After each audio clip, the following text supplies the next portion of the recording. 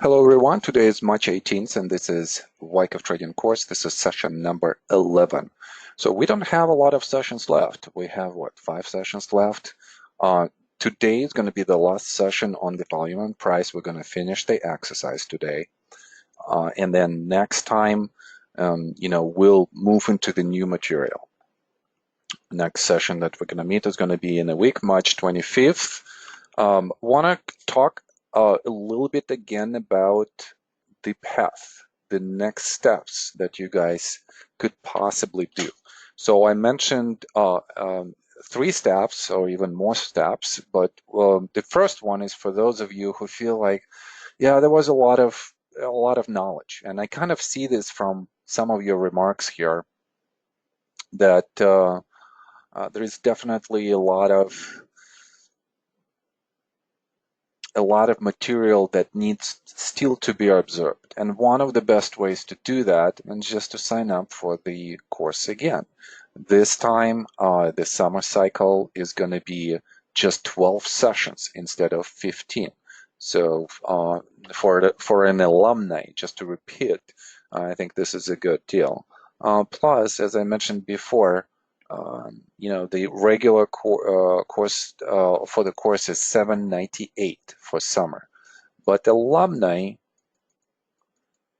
will pay only $498. And then if before March 20th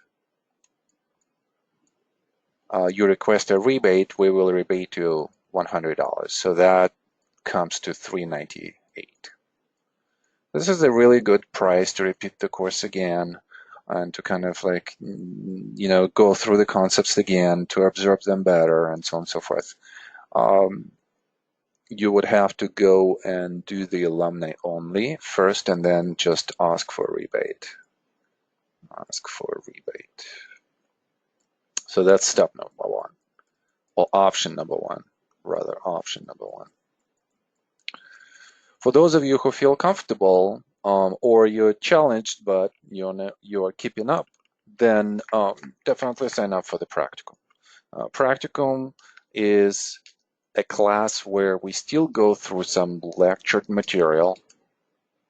I try to have a lecture each time, maybe for an hour. We answer a lot of questions from students, and usually questions range from beginners to advanced levels. This particular course is only 9 sessions. And this course is going to start at the end of this, of our current course. So there's still plenty of time to register.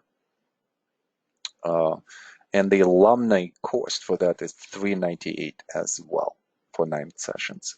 And if you register again before March 20th, then you could get a rebate of $100. I think that was for those of the alumni. Yeah, I see it. For you guys, for the alumni of the WTC course, this is $598. Okay, so that's that. Some comments. Okay, that's what I was talking about. Sometimes a feeling of being overwhelmed. But then, yes, when you start looking at the charts again with the knowledge that you already have, you kind of look at the market in a different way. And that's the purpose of, WTC course, is just to show you a different way of thinking and kind of install it in you so that when you look at the chart, you start looking at the markets in a different way. I like this one right here. The exercise is monumental, but becomes more and more manageable with time. And I think that's very, very important to me. This is a really good question here. What is the chart telling me every time I look at the chart? So this is a great thing, that is happening. So we are progressing. We are progressing individually. We are progressing as a group. All right, so today, as I mentioned, we're going to finish group exercise number 1. There is one question or couple. I don't think that we're going to do any volume case studies. Today's goal is going to just to finish the exercise completely. Even though we have many slides, we're going to finish the exercise today. And the way how we're going to do this is, initially I'm going to have just one person, a volunteer. We're going to go through a couple of trading ranges, maybe a couple of couple of slides where I want to establish some kind of interaction between us. And then after that, I'm just gonna analyze the whole exercise for you until the end. Homework is gonna be still a group exercise. I still want you to watch the recording and send me your notes. And thank you for sending those. All of the notes are great because you're basically studying, you're doing something.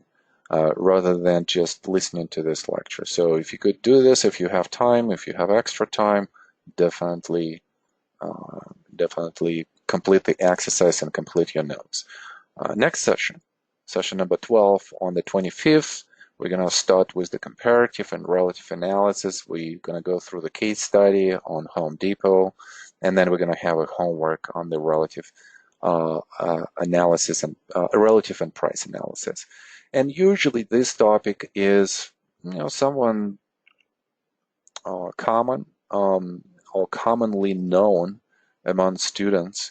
So there is not a big revelation that I'm going to give you, but we're definitely going to look at how Wyckoff looked at the comparative analysis, also what tools he used, 100 years ago, and what are the modern tools that we could use. And it's this knowledge is gonna, and this material is gonna gradually explore some areas of scanning and filtering. So a week after session number 12, we'll talk about, how is it exactly that we're looking for stocks, how we're looking for those selections, and so on and so forth. So that's the plan. All right, and at this point, I would also say, guys, that if you have any questions regarding anything, at this point, you could just send me the questions and say, this is the question for session number 15.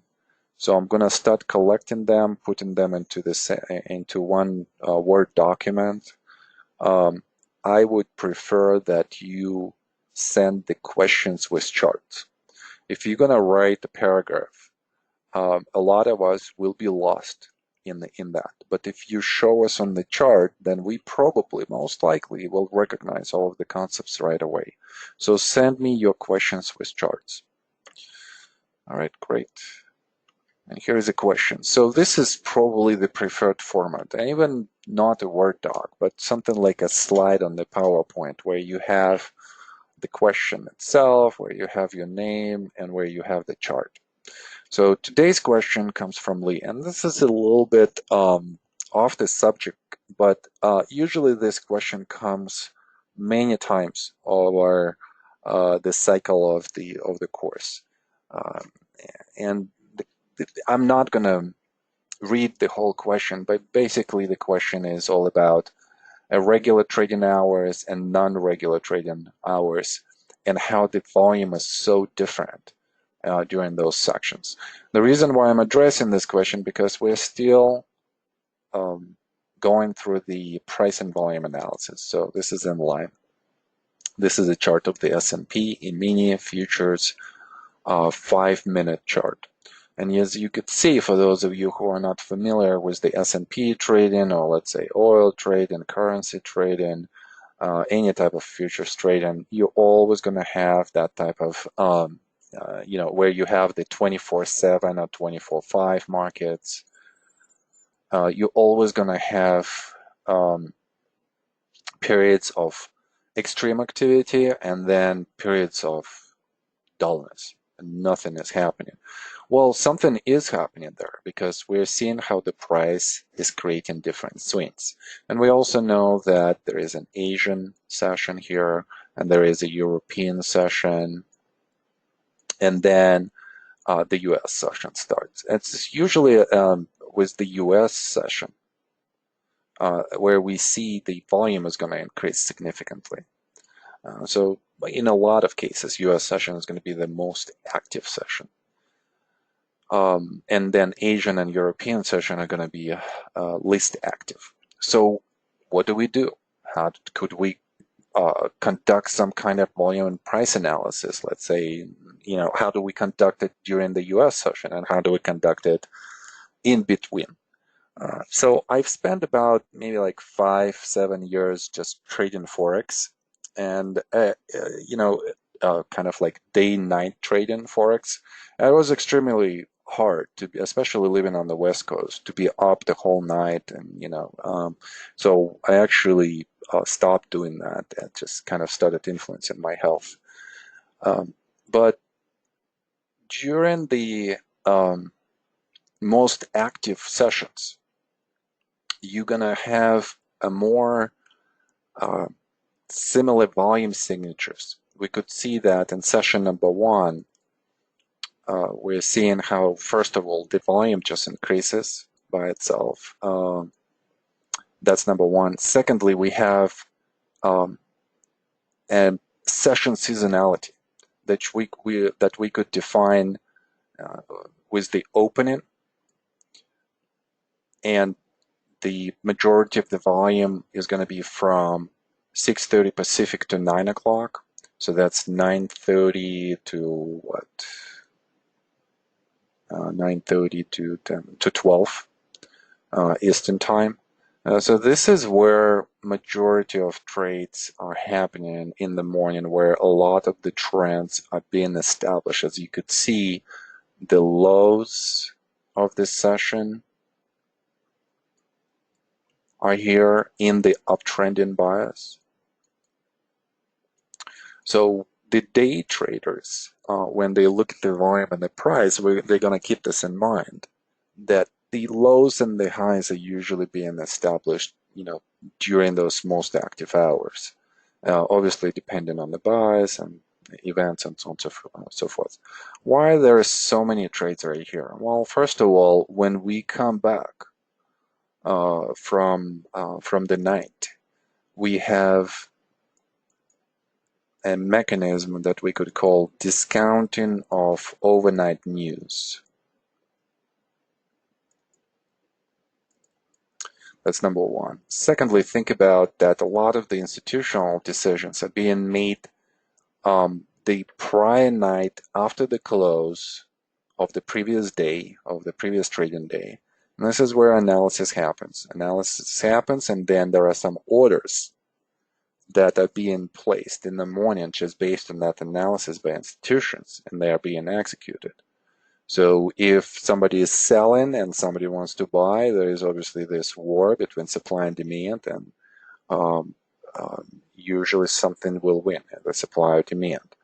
So we could see that on both of these days, supply was present, it was coming in, and yet demand was capable of absorbing this supply, in the first hours of the trading sessions, and both days ended up closing at the, and this is today's day, by the way, so I didn't have the close correctly here, but at least they're moving up. So could you really analyze the sessions volume, that is the US session volume, with, let's say, Asian and European volume? I would say probably not. This is not going to be a really good analysis, just because the volume is just incomparable. But you can definitely compare the volume signatures from one session to another. And I would go even further. I would divide the whole session into 3 segments. Number 1, number 2, number 3. Number 1, number 2, number 3. As you could see, number 2 is just a lunch time. So the volume goes down. Lunch. And then number 3 is just the close. Number 1 is the open. And usually the most volatile time is going to be from 6:30 to 9. And this is where I would say the majority of day traders should reside if they're trading S&P 500. You literally could do this trade and then go and do something else. The only times when you probably would just, I mean, if you're a pure day trader, you always will have maybe like 2 or 3 trades before 9 o'clock, and you could be done for the day. If you are a day trader that has some trades that where you are switching from intraday to daily swings, then you probably will have some kind of conditions where you're gonna hold on to those trades until the end of the session and have some kind of rules as to whether you're going to keep this position or you're not going to keep this position. But in terms of the volume comparison and price comparison, definitely compare apples to apples. So compare US session to the US session, Asian session to the previous Asian session, European session to either Asian session because the volume signature is somewhat similar, or to the previous European session as well.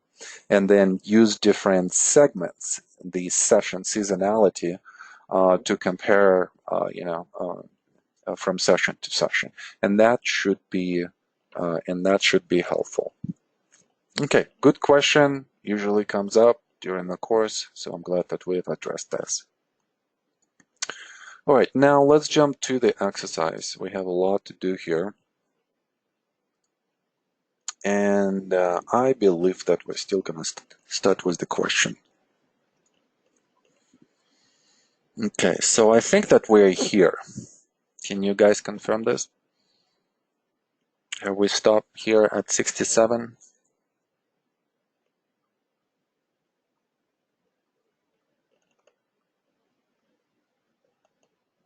Anyone?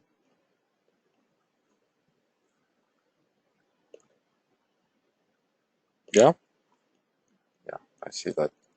If Doug is saying yes, then definitely somewhere here. All right, so, and the question comes from Doug, so that's great. Okay, so within the structure, 40 to 67, there are 2 substructures, 40 to 58, and then 61 to 67. So maybe we could put it like this. Okay, does the substructure 6167 now in phase B provide potential details on the likely direction of phase D in the larger structure? And I think that we kind of finished with that thought, Doc, that we had, right? So we said that we are seeing some elements of the spring here, and therefore we're thinking that this is phase C.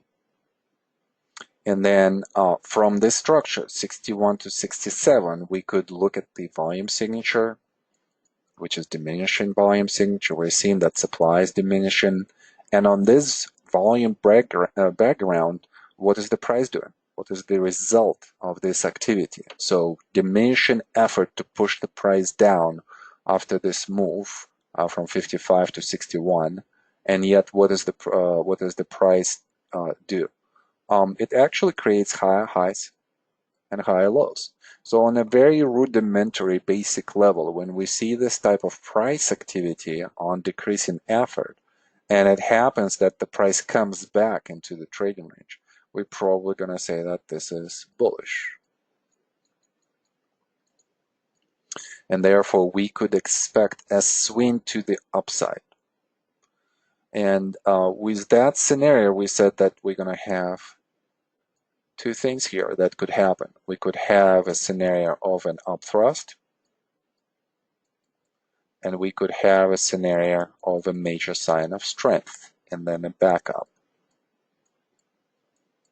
And therefore, we have different targets for that trade. Target number 1, target number 2. So imagine that we're in this position. It's around target number 1, or maybe in between both of those. This is where we are going to start questioning what is supply doing? Is supply coming in? And if it's coming in, how does it influence the price? Is supply being absorbed, or is supply, has an effect on the price like we've seen before. We've seen that at 46 to 49. We've seen that from 52 to 58, how supply started influencing. How supply is influencing, these two areas. So we want to understand, is it going to happen again, or could we finally overcome it in such a way that is going to confirm a major sign of strength? But the question here obviously has a slight different sub-question. Or rather, I'm just trying to kind of maybe like Doc, even not to give you the answer to this. Maybe that's just what's happening, right? Because we're trying to understand the potential details on the likely direction of after phase C here. I mean, structurally, we understand that it should be a major sign of strength if this is a true C. But what if it fails? We don't know. So we still have to see. So how do we actually act in this environment as traders? Again, depending on who we are, right? So a long-term investor is going to do what? The long-term investor is just going to get into this position. And that long-term investor might get into the position maybe even on the spring. So long-term investor might be already 1/2 into the position at point number 67. And where those entries would be, well, this spring itself was interesting. It had some volume increase, and then it retested really quickly. So I would say that somewhere on this bar where the test has happened, this could be the first entry. And then I would say that second entry could have been on bar number 66, and the third entry could be on 67. But let's just say that we have, two entries. The swing trader, and obviously the intention here for the investor is going to be a long-term trade. The investor is going to look into this, and he or she is going to say, I want to start accumulating this position gradually. And if major sign of strength is going to unfold and it's going to be confirmed, then I want to add to this position. And as I'm adding to this position, I'm increasing my exposure, my size. If I'm correct, then the price takes off, then that's great. If it fails, then I have to assess as to, should I get out of this position right away? Should I wait for another point of entry? Is it going to develop as a distribution instead? And, I definitely would like to limit my risk if that would be the case. For the swing trader, because the targets are going to be somewhat short-term, we just basically want, kind of like a much faster entry into the position. We're seeing a lot of bullish characteristics between 61 and 67, the way how the price, started going up. And by the way, we have not talked about those breakouts. So this is going to be the question, for a volunteer. And by the way, let me know who would like to volunteer. So say yes, and so that we would have the line there. So for the swing trader, point of entry is going to be faster. And faster, by faster, I mean that we probably at 67 should be completely exposed to the whole position. So full size of a swing position. And then our exit is only going to be either on the upthrust or on the major sign of strength. We don't necessarily in this situation as a swing trader would want to overextend our presence in this position. What if it's going to turn into the upthrust? What if it's going to look like a major sign of strength, but then it's going to fail? And a swing trader is going to be trading swings.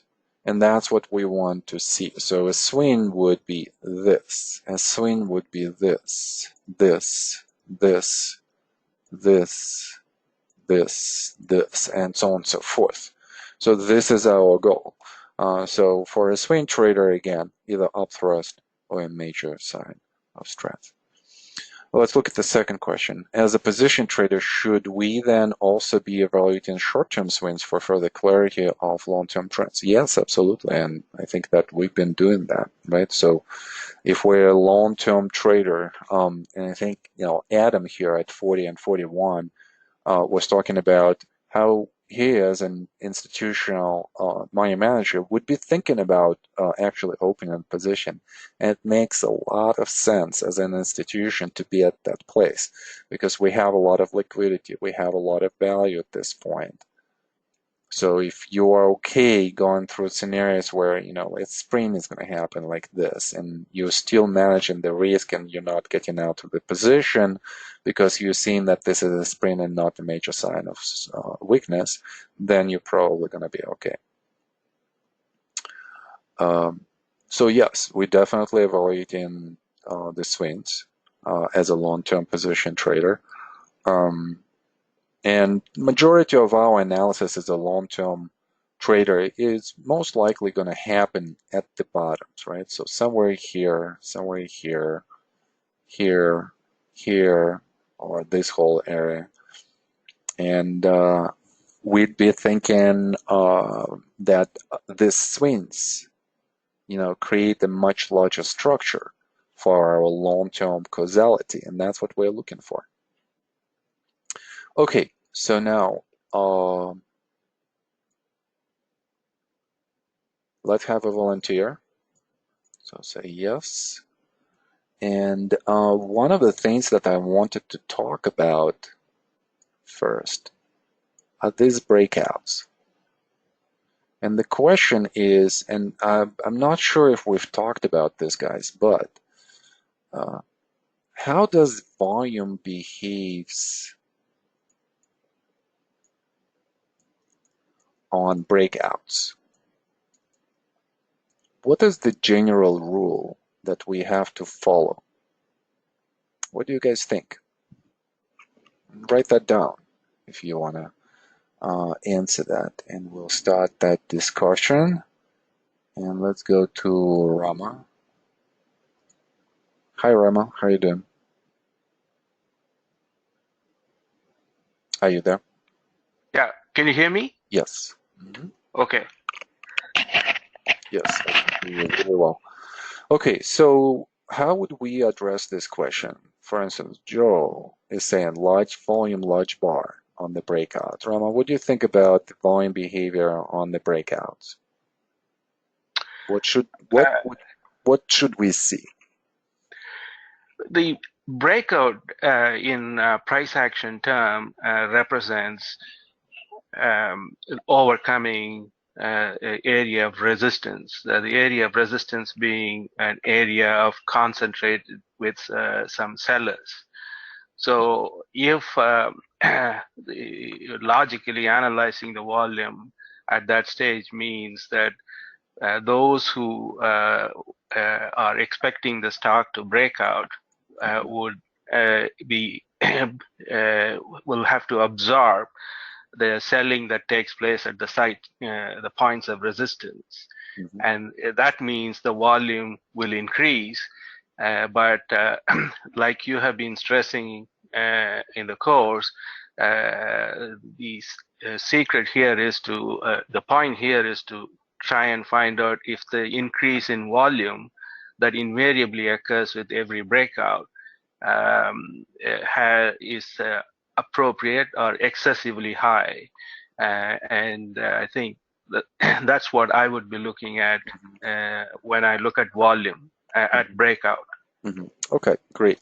I think it's a good starting point for us, and I see some, some of you also add into this. The main sentiment here with your answers is that the volume should increase, and I will agree with you on that. The volume definitely on the breakout better increase. Why? Well, because as Rama has said, there are two things. Well, Rama has mentioned one for sure, but there are two things that we need to be aware of. So look at 45. And as we're looking at 45, since the point of the climactic action here at 40, and this is an outdated chart, so it's 41 is going to be here. So looking at this volume signature and looking at the nearest low right here, and just trying to figure out if the supply is coming on the breakout. So that was the point that Rama has said. So some sellers are going to come at this point. They come back to this spot. Why would they be coming back to this spot? Well, this is this spot where they shorted again. This was an increase of the supply. So there was a general capitulation on this bar, and the sellers remember this spot. And as the price comes back to it, they are still thinking that the overall sentiment is to the downside. So therefore, their first inclination on the buys and the action towards the buys is going to be to sell. So they provide this supply. And then as Rama has said, we just need to see whether that supply is going to be absorbed or not. So now imagine if supply is absorbed on the breakout. Absorbed, by the way, by who? By institutional traders or institutions. So what would that do? This would mean that the demand also would increase. So we have a situation where both supply is increasing because the sellers are coming to the same spot and they just want to sell because they still believe that the bias is bearish. And then institutions are coming in, they're saying, no, it's not bearish. It's actually bullish at this point. So we're gonna buy this supply and we're gonna absorb the supply and we're gonna move the price up just because of that. And as Roman has said, it's very important to observe the volume signature and the spike. Like at 52, there is an intent to overcome the resistance and to break out. And yet look at the conclusion of that intention. The price rallies a lot, comes to the resistance point exactly, to the resistance line exactly, and then stops. So now we are starting to question, on 45, we had increased volume signature off the low at 44. This was the highest volume signature on all of the bars that preceded that breakout at 44. So this move up, and then we have just a drastic increase in the volume signature, and it closes above. So it just tells us that both supply is coming in, but it's being temporarily absorbed, and we're still going to have the momentum to the upside. At 52, the volume signature increases significantly, and we don't have the result. We don't have that commitment to the upside. But the process is basically the same. The supply is being presented, and then some institutions or some other hands are trying to absorb this. Now, the difference between 45 and 52 is that actually there is more sellers at 52, institutional sellers, than at 45. And I think that we could logically deduct why. And I think that there are more sellers at 52 is because at 45, we just recently had an oversold condition at 40, 41.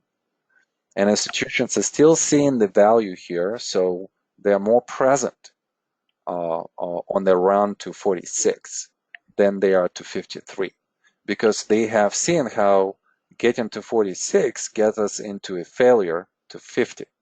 So there are more willing sellers at 52, 53, 55, than they were at 46 and 48. Okay, so again, let's come back to the question. Volume behavior on the breakouts. What do we want to see? Let's approach it from another angle. In technical analysis, we talk about kind of like fundamental beliefs, right? One of those beliefs or one of those basic concepts is that volume confirms the price. What does it mean? Well, usually, well, not usually. In a lot of cases, I see how people misuse this statement. This statement is basically a bias-based statement or bias-based assumption. Why is it bias-based? Because we want to see an increase in volume signature when price moves, when it goes up and when it goes down. So when we see a breakout, which is basically a movement of price, let's say in this case, price is moving up and closing above resistance. We want to see a confirmation by the volume that this breakout has a major institutional participants buying into that breakout. So we want volume to increase, which will confirm that institutions are buying. And we want this volume signature to be the highest since most recent low.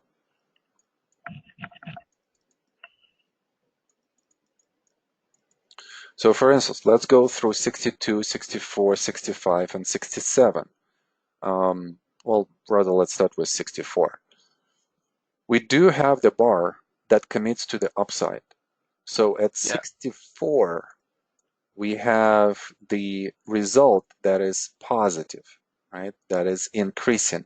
Yet look at the volume signature at 64. If we would compare that volume signature to everything, and we have to negate 61 here just because 61 had both increase of the supply and increase of the demand at the same time. Right. But everything else, every other bar after 61, what do we see here? We see a specific level of volume signature where we've seen a lot of buying on these three initial bars. This one right here, this one right here, and this one right here. This is where institutions are buying. They were buying on the way down, then they were buying on the way up, and they stopped buying.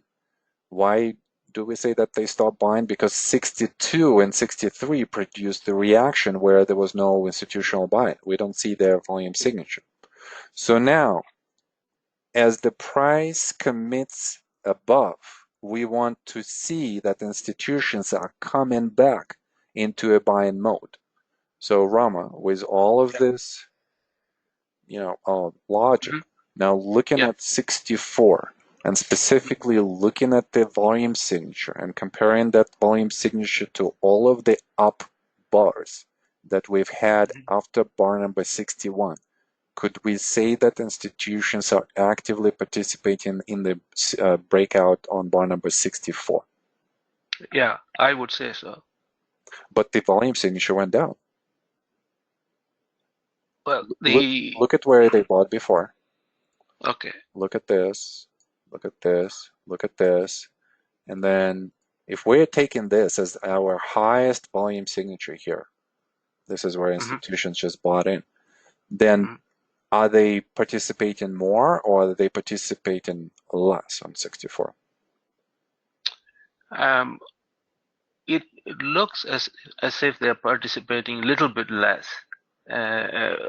Whereas the only thing that goes against that conclusion is that in 64, that the demand tail again shows that there's a significant. Let me rephrase this question. Yeah.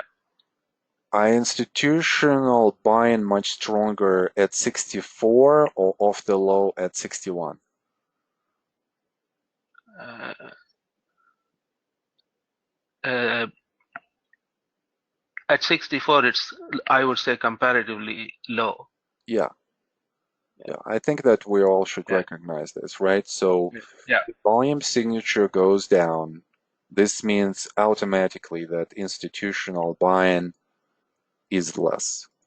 Right. Yeah, there might Uh, be some institutional buying at 63, I would say, not even at 64. Why 63? yeah. Because it provides some value, and we see that 63 has this, more or less increased volume signature.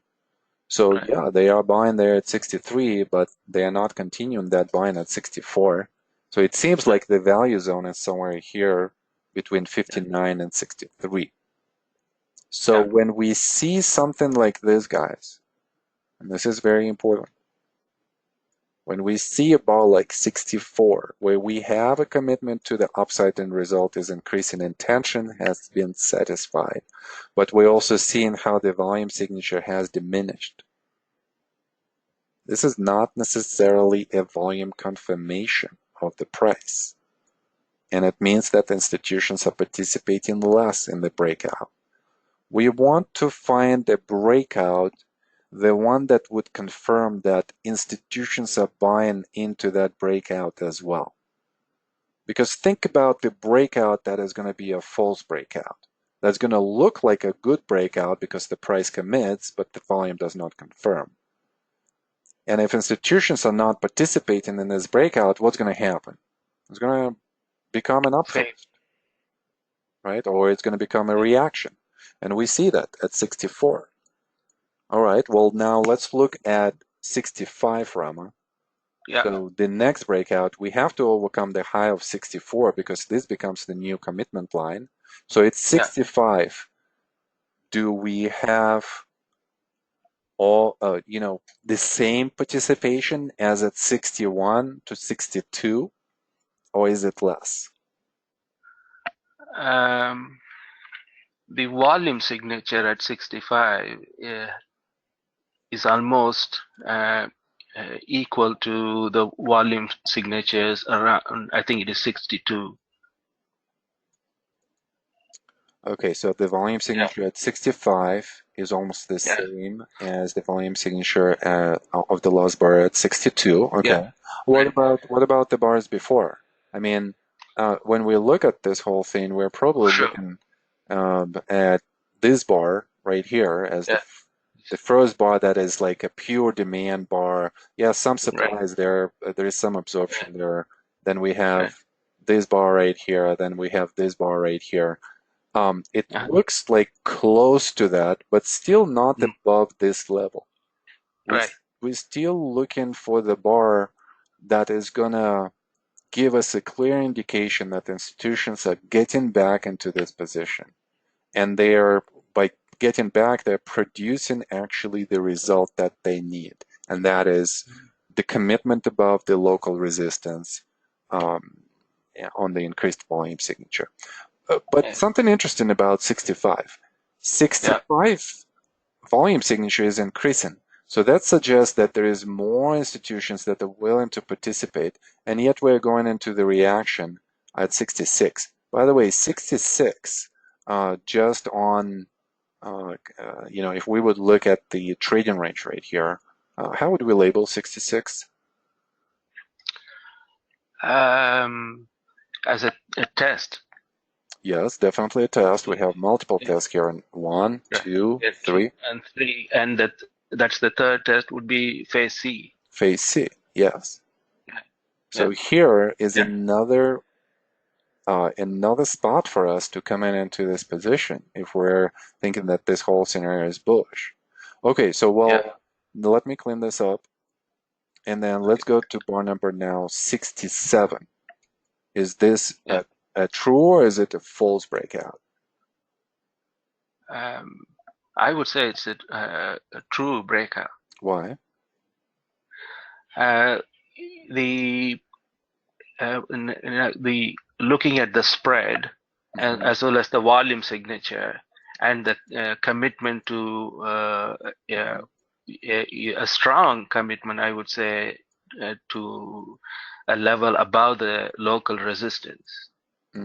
So intention has been satisfied, and we are committing Right. above the resistance level that was created by the high of this bar number 65. Yeah. Volume.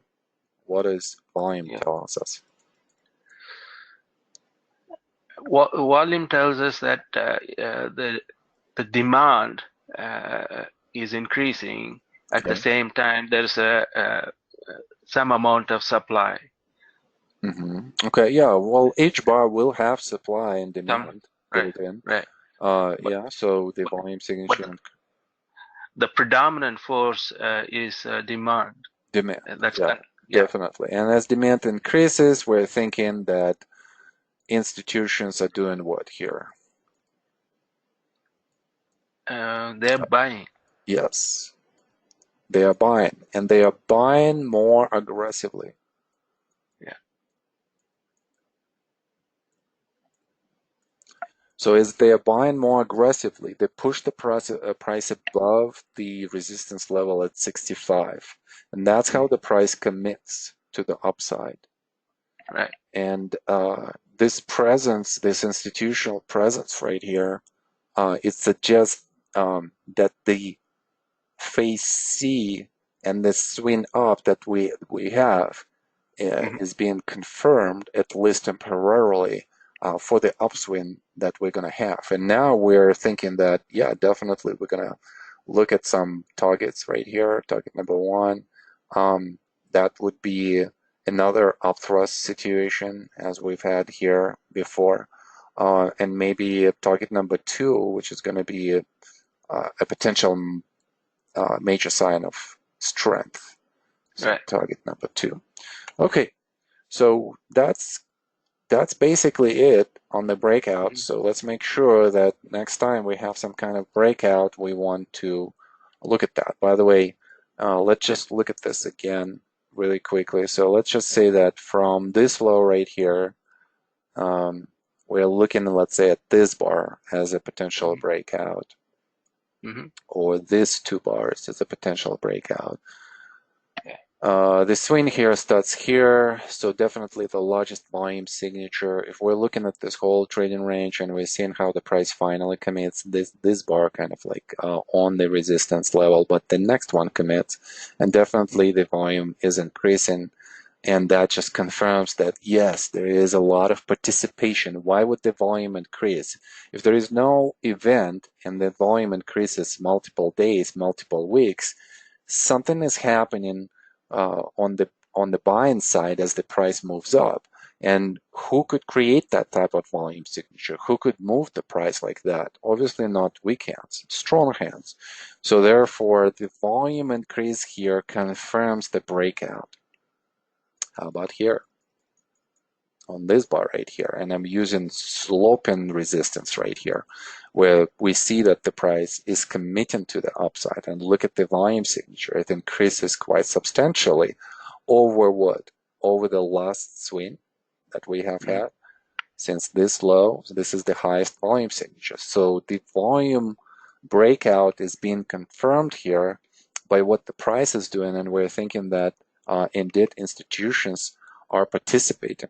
You could take this even to a smaller level. How about every a swing like this and commitment just over this price right here? Well, still volume confirms. Even though the volume goes down, there is just a suggestion that we're going to have a reaction right here. But on the breakout level, we're still confirming from this low to this breakout high that the volume expands. There are institutions that are coming in and buying, and therefore this is not a false breakout, and so on and so forth. Okay, well, let's look at the trade and what happens next. All right, so we go to 70, and the way how we want to go about this, Rama, is let's address Mm-hmm. 68, 69 first, and then let's talk about 70. So imagine we are in a swing trade here. So what Okay. happens at 68? Can you highlight the bar that corresponds to 68? I can't. That's the bar, The and volume bar. this is the volume bar. Okay. I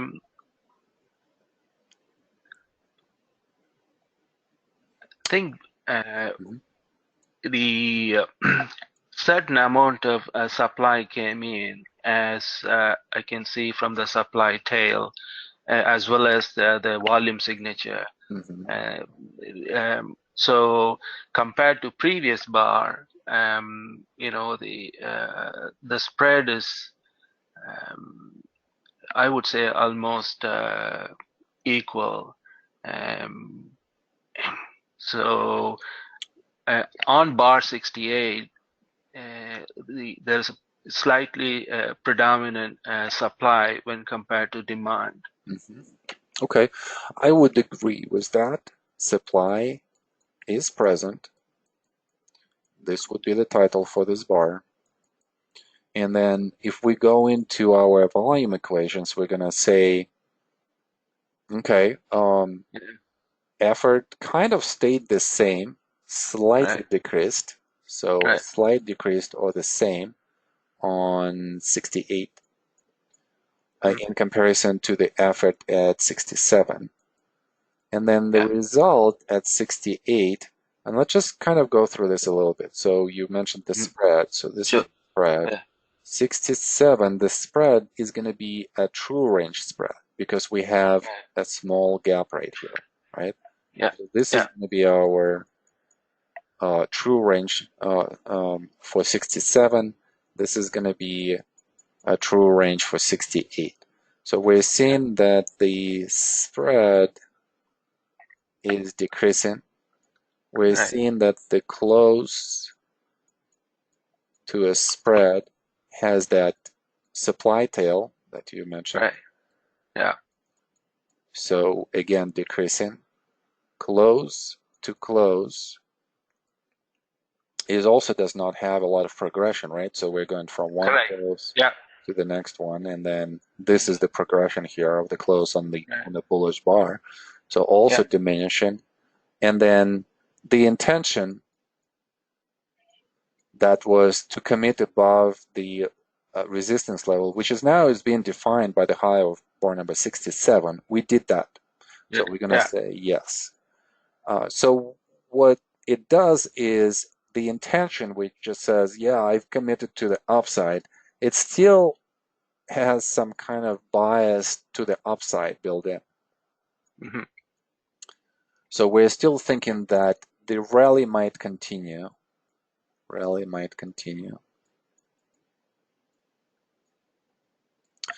But, and this but is going to be all about the result of the spread and the close, and this looks bearish. But when we say bearish, we're always going to say short-term bearish.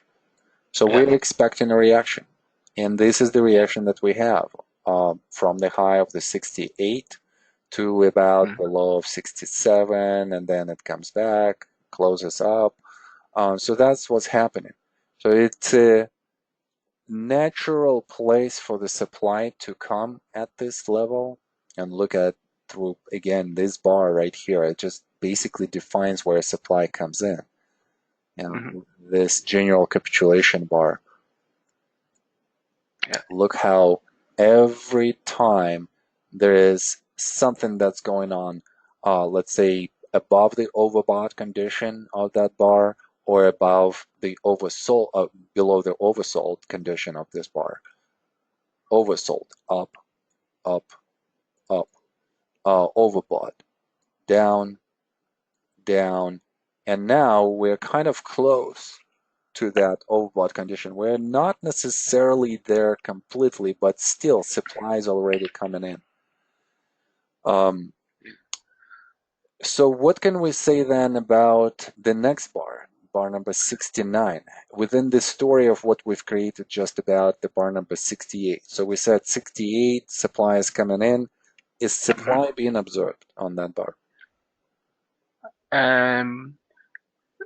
Definitely. I think by looking at the supply tail and and also the uh, looking at the volume, Mhm. it appears to be absorbing the supply. Well, yes, I would agree with that, but we want the explanation of why. How could we see that supply has been absorbed? Um, Number one is that the close-to-close analysis shows that the bar number 69 has closed significantly above Okay. distance. So there's more And progression of the result. So right, right, result at bar number 69 is increasing. Okay, right, so I'm gonna write it down. Close to close is increasing. Okay, what else? right. And also close to the spread, Mhm. it's closing in the higher third of the spread of the Mhm. bar, Okay, what and that else? and and How about the spread itself, right? So we looked at this yeah, spread, now we're looking at this yeah, spread, right? So right. kind of Spread is a equal, right. so maybe the same. Okay, so this Yeah, is a little bit more bullish right. than, you know, than 68 in a sense of the close, how the close behaves. And obviously Hmm. the intent was to overcome the resistance, short-term resistance to close, Yeah, yeah. did not close above the high of the 68. It So, wasn't achieved.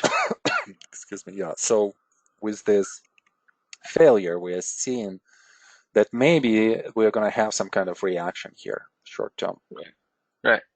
Reaction comes on the next bar. But with all of those positive results, it's almost like these two bars are changing how we look at the results. 68 was all about bad close, bad spread, but good intention. Hmm. 69 is all about bad short-term intention, but yet the result is improving.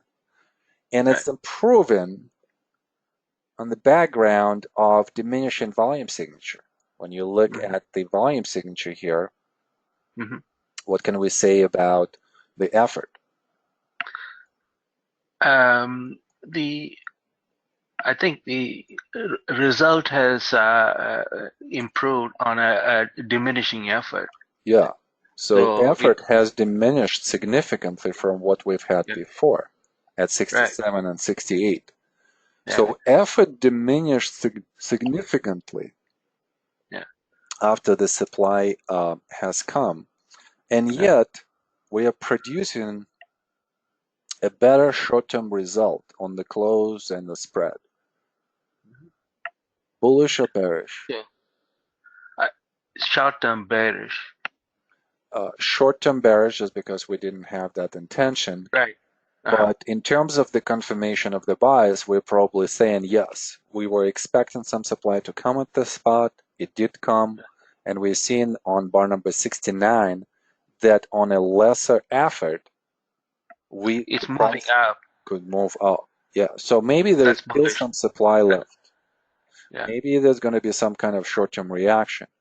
But the yeah. behavior of the price on such diminishing effort is more bullish, and we could Bullish. anticipate a continuation of this rally. Right. Another way to think about this, you could think about the bar number 68 as the bar that produces the supply and requires absorption if the original bias to the upside is to be confirmed again. And this is the story, guys, that I want you to have in your minds when you go through a chart like this. You see a bar number 68 and you're saying, okay, supply has come in. What did we learn in WTC?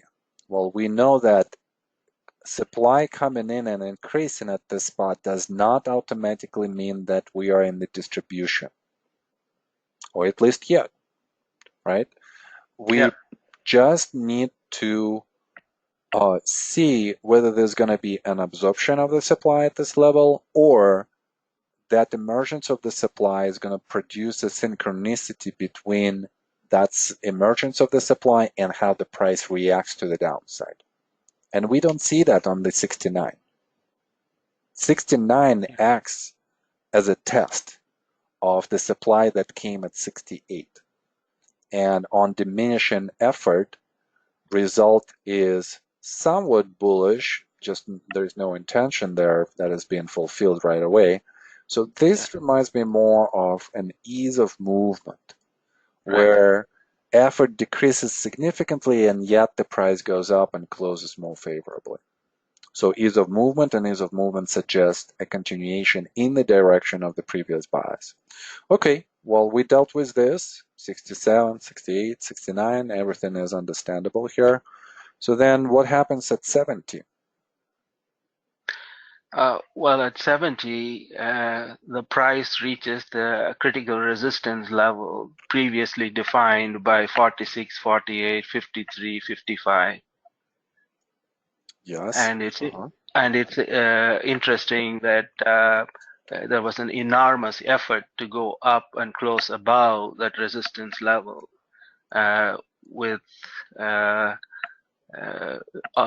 very obvious failure to do so. And and that's the first point that strikes me. Okay, absolutely. And the second point that strikes me is the supply tail. Okay. Within a few seconds of looking at it, it's quite obvious that there was quite a bit of supply came in as the price tried to go above the resistance and close above the resistance. So the supply met the demand and pushed the price down. Very interesting bar. And Nilesh is asking here, selling by professionals for a mean reversion trade at 70? Yeah, well, maybe this is what we could start with, right? So we're seeing that increase of the supply, as Rama said. We're seeing that increase of the effort. By the way, if you want to compare this effort to anything what we've seen before, obviously we cannot look at this bar because this is just demand overwhelming supply at this point. So there is not that much supply. Contextually, we probably would be looking at 70, how supply comes in here, and we would be comparing it to the previous swings where the price has stopped from moving up, further up. So something like that. And obviously we want to use the local range, but you could go even to the further to the left and just to try to identify those type of the scenarios. But looking at, let's say, and again, 40 is also we cannot use because there is a lot of demand right here. So looking at the volume signature that has some kind of contextually analogous behaviors. And let me ask you this question, Rama. What would be those, compared to bar number 70, what other bars would we use as analog bars on the contextual level where we would say that they look the same in the sense of where they happen in the structure, and then we could analyze them by the behavior of the volume and the spread? My first choice would be bar number 52, and also the second choice would be 54, even though the spread is somewhat narrower. Probably 55, 56. I'm sorry. 52 and... hold on. What did you say, 52, and what was the second one? I was looking at 54, but... oh, I see, 54. Spread. Okay, got it. But look at that. 52, and then between 52 and 54, 53 happens as a change of character. Right. We've talked about this. Yeah. We don't have that change of character bar yet. Right. We are just in this analog where the price goes to the resistance and stops. So 52 would be the most appropriate. Yes. But there is also 45 and 46 that we could combine together. And when I say analog, and especially guys, when I talk about contextual analogs, why these three bars are contextual analogs? What is so similar about them? Let's define that. Rama, what are Um, let's just the even. first, Mhm. yeah, the first point I would say is that in terms of price structure, they are at a very similar point. In fact, at the same point at the price structural analysis point of view, Mhm. and so the price structure, that's number Mhm. one, Okay, and so number same, and we are at the same resistance level. We right, The intent is the same, to yeah, basically go beyond this price level that we for 3 times we tried to overcome. right, Okay, what yeah. else is analogous? Um, and also uh, looking at the result, what happened when these bars, the analog bars, reach those price Mhm. structure, at the resistance level, and again, looking at bar 46, for example, one could see the supply coming in the form of the supply tail, Mhm. and so uh, the result is another point at which these bars can be compared. The result they provoked, and the results they provoked is an increase in supply, which took place at these points. Okay. Both part, yeah. Okay. Well, we want to acknowledge that um, the intention is going to be the same. Right.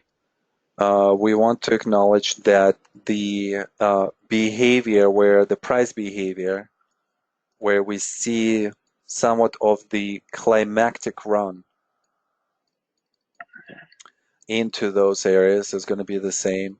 We want to acknowledge the increase of the supply of its own, right? So increase of Hmm. effort to the downside, increase of supply, Yeah. increase of volume signature. So now that we've established that these are the analogous bars, these are the analogous price volume actions. Hmm. If we were to compare all three, so let's say 1, 2, and 3. So Yeah. let's talk about effort on the third rally, on the third analog, in Hmm. comparison to either One the and two. second one or the first one. Yeah, doesn't Huh. really matter. Yeah. The maximum effort out of the three would go to the third one, the E3 you have marked. Yeah. Mhm. Yeah, so the effort has increased tremendously. Right. Okay, so now let's think about this. We're looking at the result, obviously, to the upside, because we Hmm. want, with this increase of effort, are we overcoming the resistance? If we are not overcoming the resistance, how does the price react? Okay. So, what is the Yeah. result in the third case? The result is that the intention to close above the resistance level has failed. And look how That's this intention is being even shown to us on a different level. If I would take all of the closes, the previous two closes, mhm. and I would say this is close number one, this is close number two, Yeah. we can't even close above the first level of resistance that we have at 46. Right. So result is to the upside is more or less. It's the results to the upside is very poor. Yeah, so it's less. Yeah. So this is what we have. We have the tremendous increase in effort to push the price up, to commit the close above the resistance, and yet the result to upside is even less than in the first case and obviously than in the second case.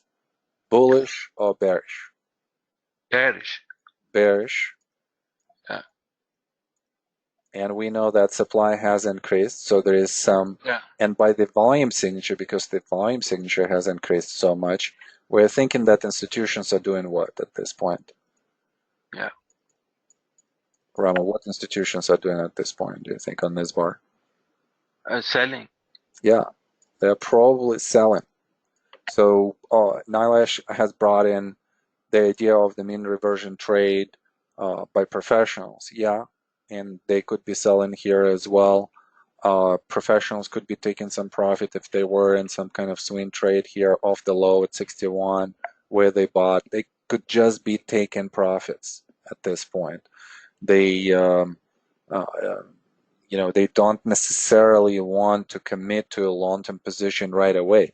They might diminish their size, and that's how the swing will develop, right? So they still could be in the position, but some of it is gonna be gone um, just on this action. They want to protect their profits and stabilize the equity line, because if they don't and they go into the reaction, they are facing two problems. First of all, they don't know if let's say a reaction happens at this point and the price goes like into mid range, they will be unclear as to the long-term bias. That's number one. And secondly, as I mentioned, the equity line, right? So it goes down and we're still not out of the trading range. We have not confirmed the emergence of the uptrend at this point. So they might be selling, and that's how this whole thing with the trading range unfolds. Mm. Okay, so the whole picture here is more about well, a lot of effort that is Mm. coming in. So, and we don't produce result as much upside result as we had in case number one and case number two. Mm. Could we be thinking about then what should happen next, just based on this story that we've created? Yeah, sure. I mean, logically speaking, based on this bearish scenario, the next point to look for is But the it's not just there's a, bearish, Rama. It's not right, just bearish. It's more bearish. So right, what should happen right. next then? Is to see if there would be emergence of timing element that would give us an idea that the swing is going to turn downwards. Okay. Yeah, A I would. reaction. Okay, yeah. So a couple of thoughts here that we could kind of extract from this analysis. So we are definitely thinking that short-term bearish. So we either need to see an absorption of the supply at this level, or we need to see maybe a picture like what we've seen at 52, 53, 54, where we've seen a change of character and then we see a trading range. Or maybe there's going to be so much supply that the price is just going to try to go up and then just quickly is going to go down if the supply is going to be, increasing tremendously, and if the price is going to follow that. So, and that's how we're thinking about analogs. We want to find the same equal contextual spots. We want to find the same bars that are going to have the same intent. In this case, is overcoming the resistance. We want to compare on those analogs bars the effort and the result. And we want to make a judgment as to, in this case, in the current case, are we more bearish than in the previous at the previous analogs, or are we less bearish? And that would give us an indication whether we should hold on to the position or whether we should sell the position. Rama, what about our swing trade? Is this the bar where we would be exiting it? I certainly would, because like you pointed out, the scenario compared to E1, E2 at E3 is very bearish, more bearish. Mhm. So if I'm a swing trader, I would exit at this point. Yeah, you gotta be quick Yeah. there. I mean, you could still scale out even with the swing trade. You could say like, I'm gonna exit here at the close, 3/4. of my position. I'm just going to leave 25 basis points, for this trade. And then if the price is going to come back, let's say to around 70, I'm probably going to sell the rest and just be done with this trade, because I don't understand why such a big volume signature comes in. I don't understand how the price reacts if we're thinking about the bullish scenario. So it's contradicting our bullish bias at this point in the way how supply comes in. I mean, would we be having something like this with the major sign of strength? We probably would. We could have a scenario where, let's say, on the more horizontal line right here, we could have this. So this could be comparable to a certain degree. But at the same time, also don't forget that there is a downslope here, and the price actually committed to the upside. But let's say that we have the same type of a scenario. Well, think about even these two bars, right? So analog bars as well attempt to overcome a point of the resistance. And what happens in the first case is that the effort is smaller. In the second case, the effort is larger. And then we're seeing, even just based on the close, where relative to the spread we're closing, it looks like the spread at 70 is more bearish than the spread in this first case right there. And we are not committing above. So still, it looks more bearish than the breakout analog right here that we had. And this we should catch. And this should produce some kind of hesitation in our minds as to what is going on. Like why are we having more bearish price and volume action here? Does it mean that this is an upthrust or in a failed major sign of strength? Or would we have an instance here where in the next series of bars, we're going to see some absorption of the supply that came in?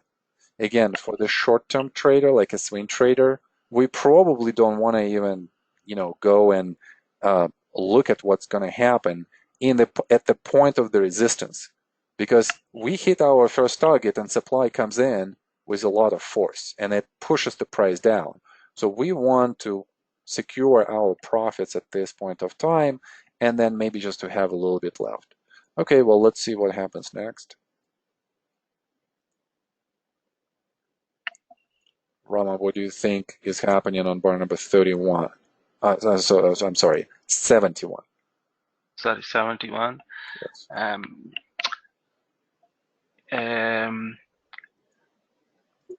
Still,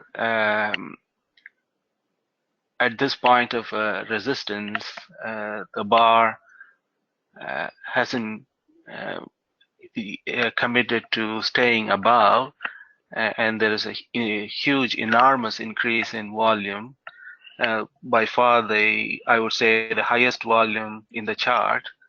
On that kind of volume, the bar has closed lower than the previous close, and also compared to the spread, the close is in the lower half of the spread, and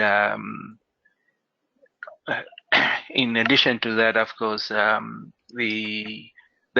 must have been some buying, because the demand tail kind of indicates that some of the buying might have been the reason for the enormous increase in volume, but the dominating force, I would say, is selling.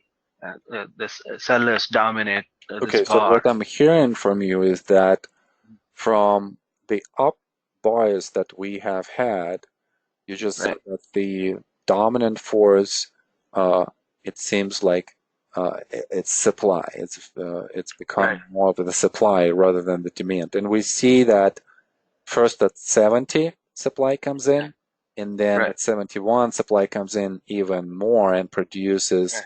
a more favorable to the downside result. Right. We Yes. probably would be thinking and comparing this bar by the volume signature with the bar that we had in the uptrend right here. And look how Uh-huh. differently they look. Yeah. There's so much effort, almost equal effort on both on the both bars, and yet in first case a much favorable result, and we know that supply is increasing already here. Well, Mm. supply is not just increasing here. Supply is producing a much more bearish result than we see. Right. Just comparing those two.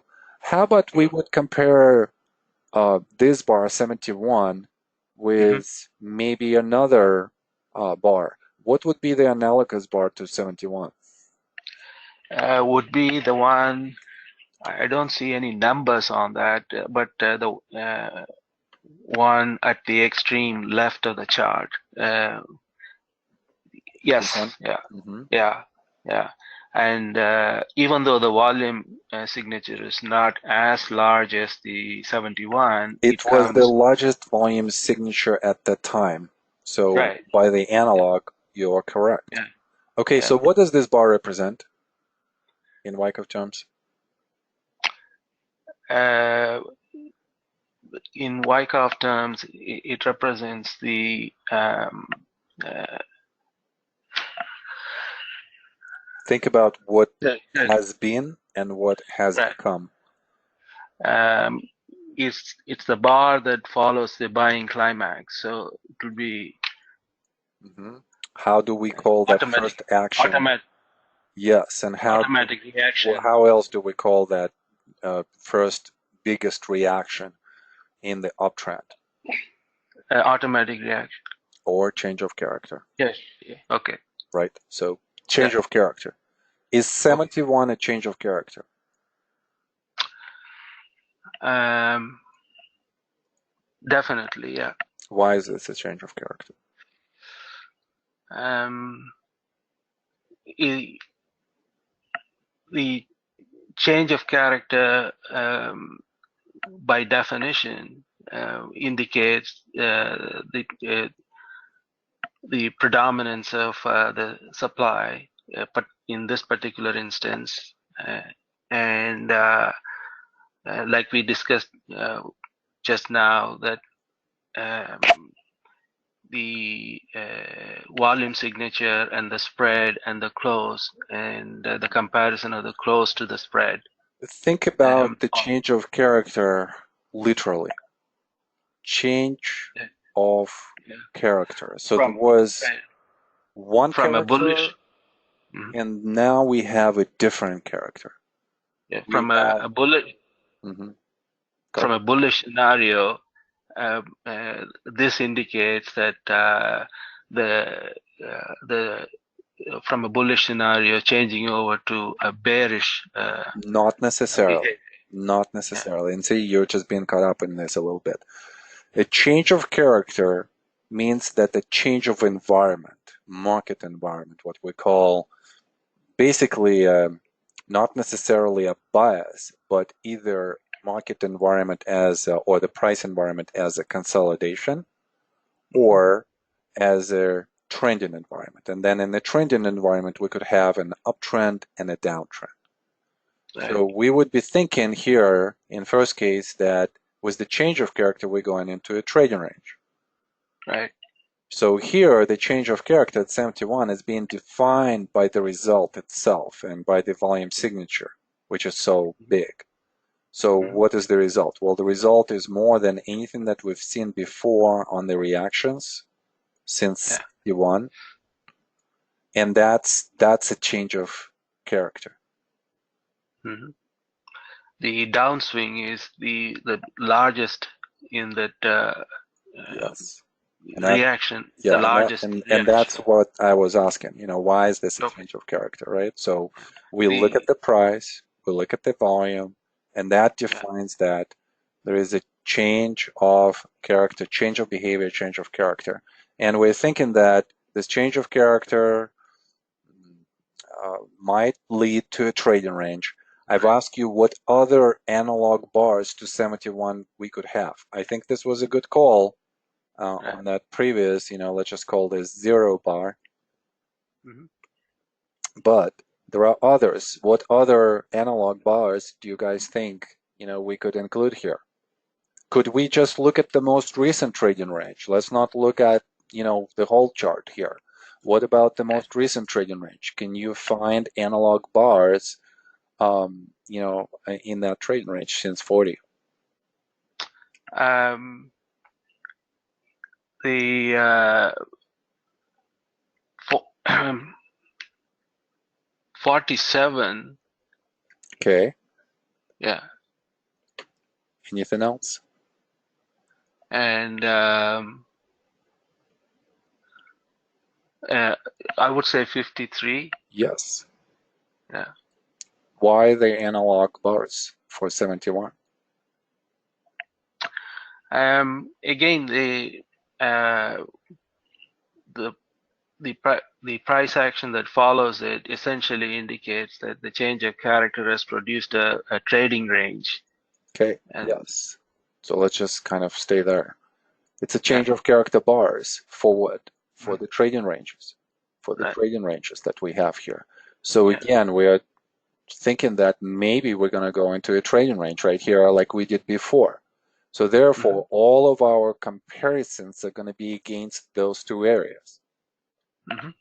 We are not necessarily going to be thinking about this scenario too much just because it's just a slightly different bars. We're still in the longer term trading range right here. Here we were overcoming the resistance point and we broke out. So therefore we are in the uptrend right here. So it's slightly different than where we are right now. So let's just concentrate on the analogs that we have, 47 and 53. Okay, so then let's compare 71 to 53. Effort has increased tremendously. And the result? The result is poor. And compared to 53? Yes, I would say so. Okay, so let's just go one by one. So let's look at the result. Spread. What can we say about this spread? Visually, the spread may be slightly larger on 71. Slightly larger, I would agree with that. So equal or larger, okay. Close to a spread. Close to the spread is poorer, I would say, on 53 compared to 71. The close is at a slightly higher level in 71. Yeah, so let's just address it in a different way. Which one looks more bearish? Which one looks more bullish to you? The 71 looks more bearish. Close to the spread, right? So we are taking 1/2 of the spread in each case. Right. And we're comparing with the close. Yeah, I think looking at it, 53 is more bearish. More bearish, yeah. So we have that tail, that demand came in and pushed the price into the close. By the way, for those of you who are not seeing this, look at the previous close and look at where the price has opened. So there is a gap here. And if there is a gap, there was some institutional buying overnight. So it's just interesting how 71 on the result looks more bullish short term than 53. It just gaps up. This one gaps up too, but this gap is not that big. 70 to 71 gap is substantial. It just jumps right into the high of 70, and in the morning we would be thinking, as swing traders, we would be thinking, did we correctly exited 3/4 of our position at 70. We still have 1/4. We have still 25 basis points. So as the price on the intraday level starts to go down, that's where we would be on the intraday level, getting out of our swing position. Okay. Yeah. So effort has increased a lot in comparison to 53. Result is slightly short-term more bullish, suggesting that we might retest 70 at least. But this is such a substantial increase in effort, substantial increase in the supply as well. So that has some kind of bearish connotation for us. So we're looking for the confirmation of this bearish scenario. So we see that the short-term picture is going to probably lead us to the retest of the 70, and yet the bearish scenario might be unfolding as we're looking at this. Just overall, look at these two bars and then compare them with the 2 or 3 bars that we have, going into the resistance before. What looks more volatile to you? Definitely the 70 and 71. Yeah, more volatile. Right. And we know that volatility is going to increase, going into more of a distribution rather than an accumulation at the point of the resistance. So we're seeing some selling. Okay, well, let's see if that selling is going to be confirmed and if the short-term retest of 70 is going to be a possibility. Okay, next bar, number 72. Yeah. So we just looked at 71. So 72. Again, there is continued increase in volume, and even with that increase in volume, there is still no commitment above the resistance level, and there's a small supply tail, and the spread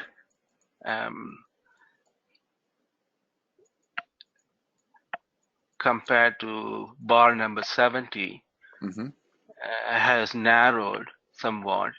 So result is decreasing. Right. Okay, so effort increased tremendously. The highest increase in effort on this chart, the highest volume signature on this chart, and yet result is mediocre. We could compare 72 to 70. We see how the spread has diminished. We see how, there is a progression of the close here, but the intention was to commit to the upside, and we have not done this on such a tremendous effort. Yeah. That's very bearish. Yeah, so that just suggests that with this increase of effort, there is a lot of supply that is coming into the picture where demand is trying to increase as well. And that's why the overall volume signature creates a volume spike. And this is a very common question, through this through the course, and especially in this segment of the course. How do we deal with the volume spikes? How do we interpret them? Well, that's how. We're looking at the bias, we're looking at the intention behind this bias, and we're looking at whether this intention has been fulfilled or not. We'll also look at the result based on the spread itself. Is the spread increasing in the direction of the bias? Is there a progression of the close from close to close? Is there a favorable bullish close relative to the spread? And there are 2 of those that are going to be okay. We're going to be above 1/2 of the spread on the close. We're going to have some progression from one up bar close to the next up bar close. But yet, with so much effort, no progress to the upside. Does that remind you of any other situations in this trading range? Or in other words, are there any analog bars that we could be thinking of here? I think the other points in the price structure that it reminds me of that is the 46, 48, 53, 55. Those are areas that really exhibit similar type of price behavior. Yeah, And look how similar they are. Obviously, the question here is, why are they so similar? Well, let me kind of explain this to you, maybe in very common life scenario terms. Think about yourself. Think about, let's say, when you go to a gas station, to put the gas into your car. mm-hmm. What are your behaviors? You're probably going to do the same thing, right? You're going to Right. park your car, you're going to pay for your gas, you're going to put the handle into the gas tank, and you're going to start pumping the gas. Mm-hmm. Nothing's going to change there for you. Well, in a way, we kind of, in trading, a lot of market participants are conditioned the same way. Mm-hmm. We've talked about institutions are taking profits as they get into the position because they don't necessarily want to be wrong. That's number one. They don't want to have an unprofitable position that eats up some of the profits. They could add later on, so they could sell there. And this is just if they're getting into the position. Imagine now that what if this is a distribution, or rather redistribution? Mm-hmm. What would be their behavior then? They would be selling at the resistance, they would be buying at the support. And those are the swing trades that they might have there. But predominantly, it's going to be selling into the strength of weak hands. And it seems like with these 4 bars between 70 and 72, Mm-hmm. that's exactly what is happening here. Yeah, I think the one observation, if I may, I think these bars between 70 and 72 really illustrate the challenge for students of this course because, like you pointed out, the bar 72 has some elements, bullish elements, but it also has predominantly a negative bearish elements. Yeah, And it is that weighing up of mixed results is at least to me as a student, is the biggest challenge I face every time I see a chart like this. that's great. And I think the finer points, the nuances you're highlighting is tremendously helpful to me because it resolves the uncertainty that I encounter as a trader at points like this. The agonizing question is, what is going to be the next bar on the right edge of the chart? And how do I come to a reasonable probability-based decision? That's exactly, that is so well put as to why we're so confused when we look at the charts. And then what is our final goal with all of this, with this analysis? In a lot of cases, as we've talked about, looking at a bar like this is where the confusion is going to be. This is where the confusion is going to reside. Because this bar has a very bullish look. So when we are not aware of our observations about the increase in effort, which was so big, and that supply has been increasing here as well, and the increase of the supply usually would mean institutional selling here at this spot and would suggest some kind of, at least at the minimum, reaction. This logic is not present at more of the beginner's level. But what Rama has just done with this last paragraph is he brought in again a level of awareness to the problem that we have, to the issue that we have when we look at the charts. They look bullish, but then they reverse. Then what the heck? What happened? How is it that we didn't see that the sell-in has come? Because we know that institutions cannot sell right away. They need time. Change does not happen right away. Change is going to happen gradually. Look at how change happens here between 46 and 48. Look at the change, how it happens between 52 and 58. It takes time. So it seems like something like this is happening again between 70 and 72. And even harder task is that in some of the cases when this is going to happen, we're still going to have a little bit of a bullish bias just because short term, some of the buyers come in and believe that this is going to be the true breakout. Now, it doesn't look like this to me at this point just because if this is a true breakout, the price has to overcome resistance and then do something like this, absorb the supply at that level. And we're still below that resistance. So all of the possible absorption happens below the resistance, not above, right? So here we are overcoming and then absorption happens, above the resistance and then into the trading range. Next one, above the resistance and then under the support, right? Next one, the same thing. Here, it's under the resistance. So this is very suspicious.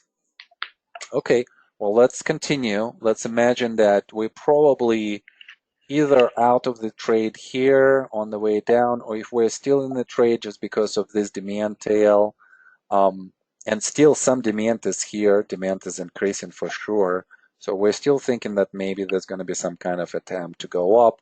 We're seeing this is more of a bearish scenario.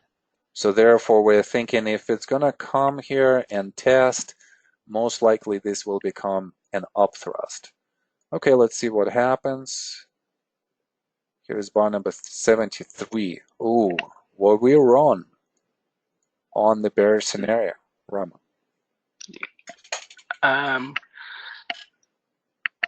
At looking at the bar and the volume signature that goes with that bar, now I'll have to revise my thinking because the current evidence shows that all the volume increases might have been indicative of absorption taking place below the level of the resistance. Mm-hmm. And after the absorption has taken place, now we see a breakout on a with a very small demand tail, but the volume signature clearly shows compared to previous bar. Okay, let's talk about the breakout. Let's talk about that, right? Because this seems to be the issue here, and this is the most important thing right now. Yeah. Let's come back to our breakouts at 64, 65, and 67. We said that we are waiting for the volume to increase on the breakout. Why? Well, because we are looking for institutional buying to confirm this breakout. And we have it here at 67. Mm-hmm. Is 73 analogous to 67 as to how the volume behaves relative to the volume that we said, off the low that we're going to use? So this was the low, so we're not looking at this volume signature, but everything before that, this was the highest volume signature. So if we would look at the low here, this is the low at 71. So we're looking at this volume signature to the upside. Are we above the highest volume signature? No. No. Yeah. So are institutions getting into this position on the breakout? The volume signature says no, based on volume signature. There is no confirmation, right? Right. There is In still fact, no confirmation. So it seems like if we would be just thinking that this volume signature here in this area is kind of like a common volume signature, and we would be looking at this volume, the last volume bar, as a bar that needs to confirm the breakout, we probably would say no. This breakout is not confirmed yet. We need right. to see the volume signature that's going to show us that institutions are rushing in and they don't mind buying on the breakout. Why? Because they're afraid that this, in a short period of time, this point of entry is going to become a value point.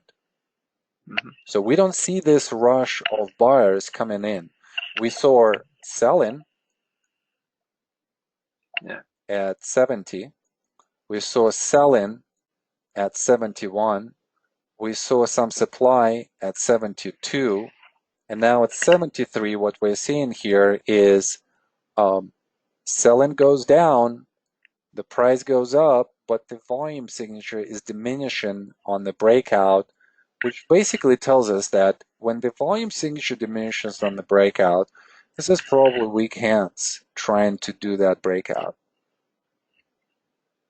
A false breakout. a false breakout. Now, let me ask you this question. Hmm. If the supply has increased on all of these bars, Yeah. and then we see that supply is starting to diminish, what do you think institutions have accomplished by bar number 73? Have they sold everything that they wanted? Um, no, Think I about don't this think. again. Hold on a second. Let's just think about Mm-hmm. this. 70, increase of the supply. 71, Right. increase of the supply. Right. 72, increase of the supply. So all of the three bars, they are selling, selling, selling. And then on 73, supply goes down. So have they stopped selling, or are they selling less? Um, what I would say probably selling less. Yeah, we see that in the volume signature and therefore in the supply Yes. signature. Yeah. So it's Yeah. almost like if they had 100 shares to sell, they sold maybe like 25 at bar number 70, 25 Hmm. at bar number 71, and then 50 at bar number 72. What do they do now?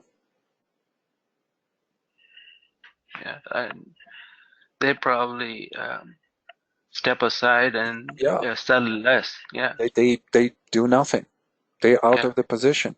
If they are out of the position, they are allowing the price to do whatever it wants to do, or rather, they're allowing other market participants to do whatever they want to do. So somebody is pushing the price up on the diminishing volume signature. So we know those are not strong hands, those are weaker hands.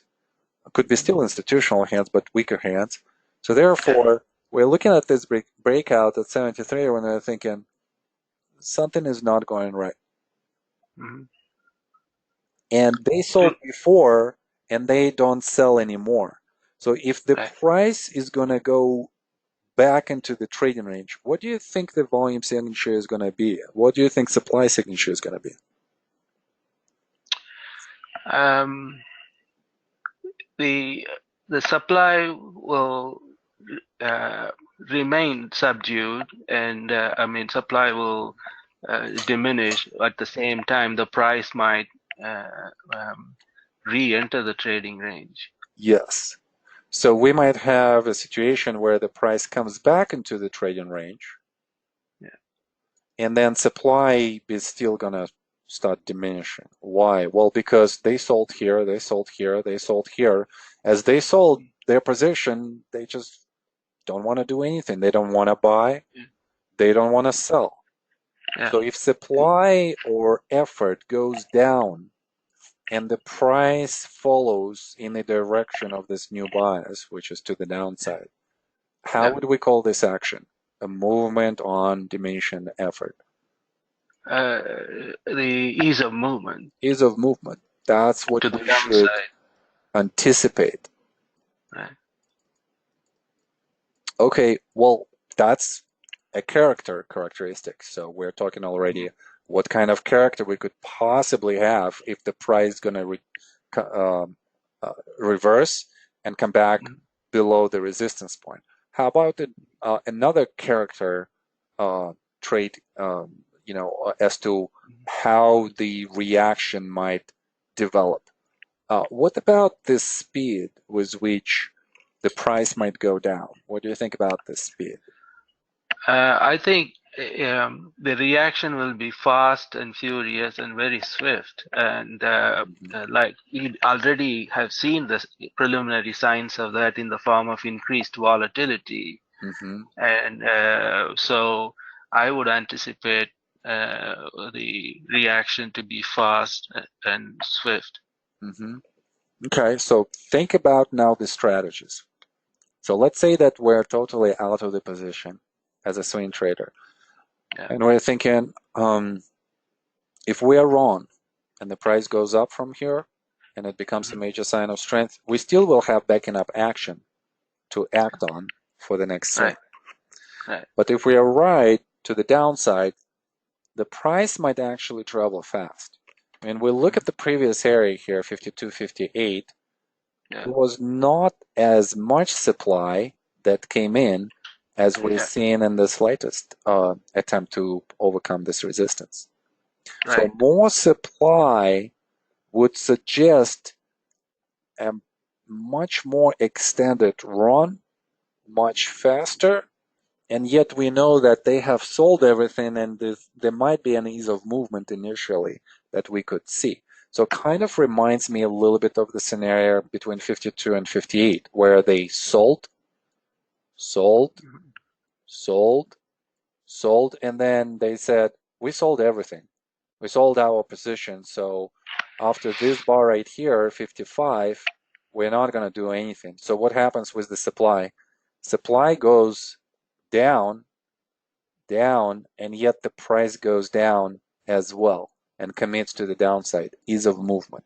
So we're anticipating the same character with which the price might potentially move down just because behaviors repeat. The gas station pumping of the gas into your car is going to be the same from one gas field to another. Yep. Same here. And look at all of those analogs. 52 is analogous to 70. 53 is analogous to 71. 55 is analogous to 72 and 73.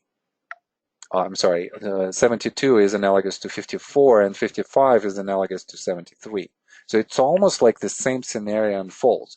And until it's going to look the same, your goal is going to be just to define the character a little bit better. Are we going to have a more bearish move to the downside or not? But basically, our assumption is going to stay the same, and that is that we're probably experiencing the same institutional selling, and that might lead to some kind of reaction to the downside. Okay, last question, Rama. So if we are looking at the possible reaction, so let's say that we have a reaction to the downside, then what about labeling the whole range? What are we thinking about the whole range here? Let's put it like this: phase A. Yeah. Phase B. Yeah. And the extreme right end, near the 73 would be C. Okay, possible C. If this is C, then we are looking at the distributional scenario. What about an accumulation scenario? So if we are in an accumulation, then 73 would be in terms of accumulation, that would be an upthrust. Yeah. So these are the two scenarios now that we're looking at. Distribution, and if this is a distribution, then we are in phase C. And then accumulation, and if we are in the accumulation, this could be an upthrust. If Yeah. this is a distribution, then what is the next phase and the next Wyckoff event that we would have here? If this is a distribution, the next Wyckoff phase would be D, with the event would be last point of supply, I should say. Okay, last point of supply, upthrust, well, upthrust, but then the next reaction is going to develop where? Where would this reaction go? It will traverse through the trading range as a major sign of weakness. Okay, great. So we're going to go into the major sign of weakness. If this Yeah. is a bullish scenario and a bigger accumulation, then this reaction will travel where?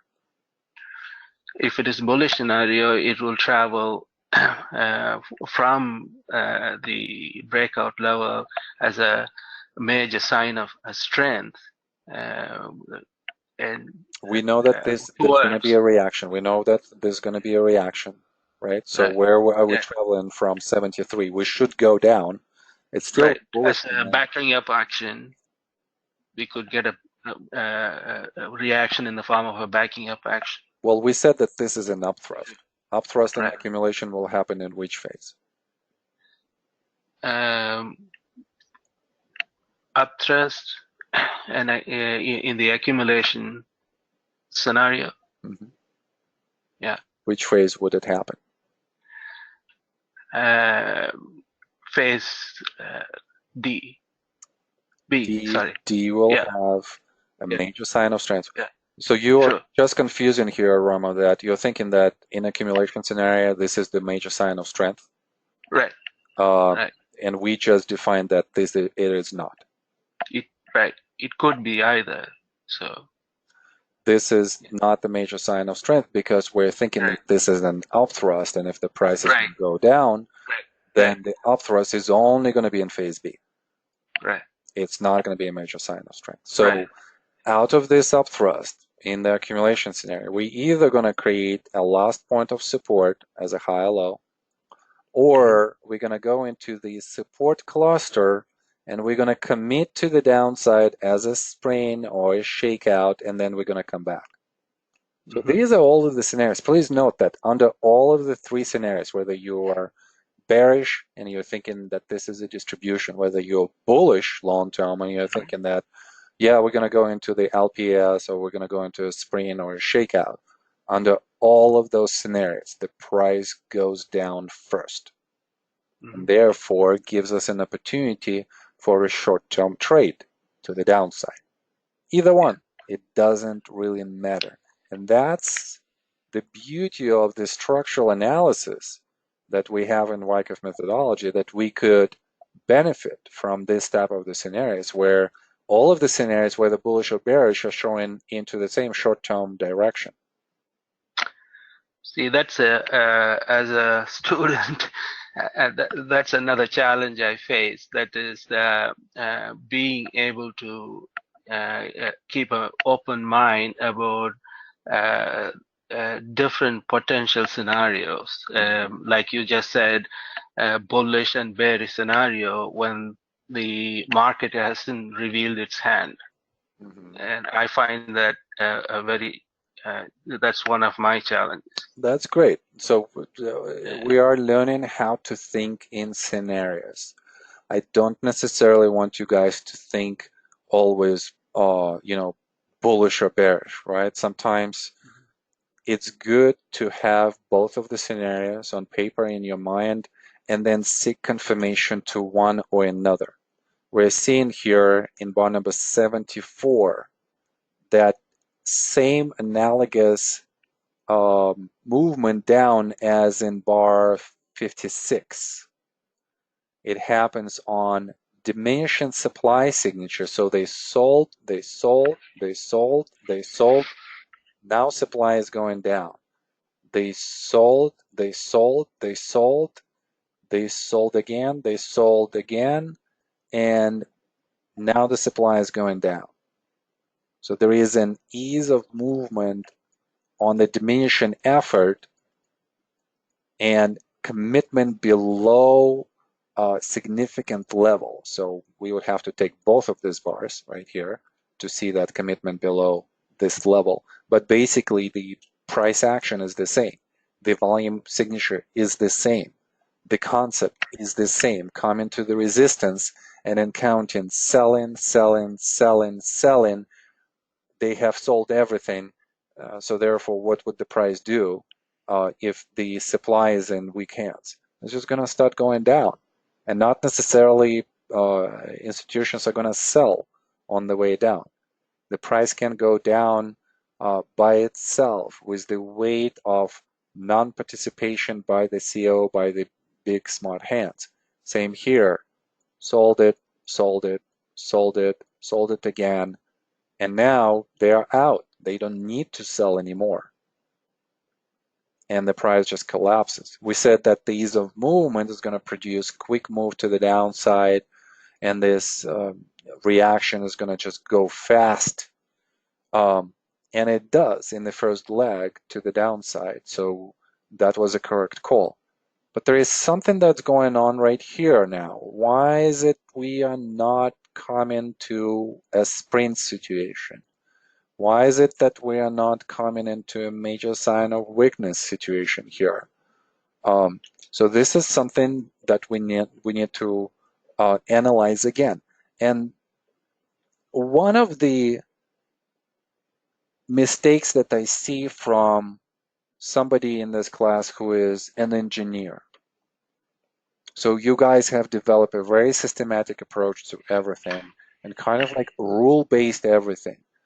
But the market is not like this because the behavior of people could change really quickly, right? Something happens and maybe I'm standing at the gas pump and let's say my wife calls and she's like, listen, get home really quick, something happened. Do you think I'm gonna finish, my gas? Probably not, right? If this is so urgent, I'm gonna just stop that and just go home.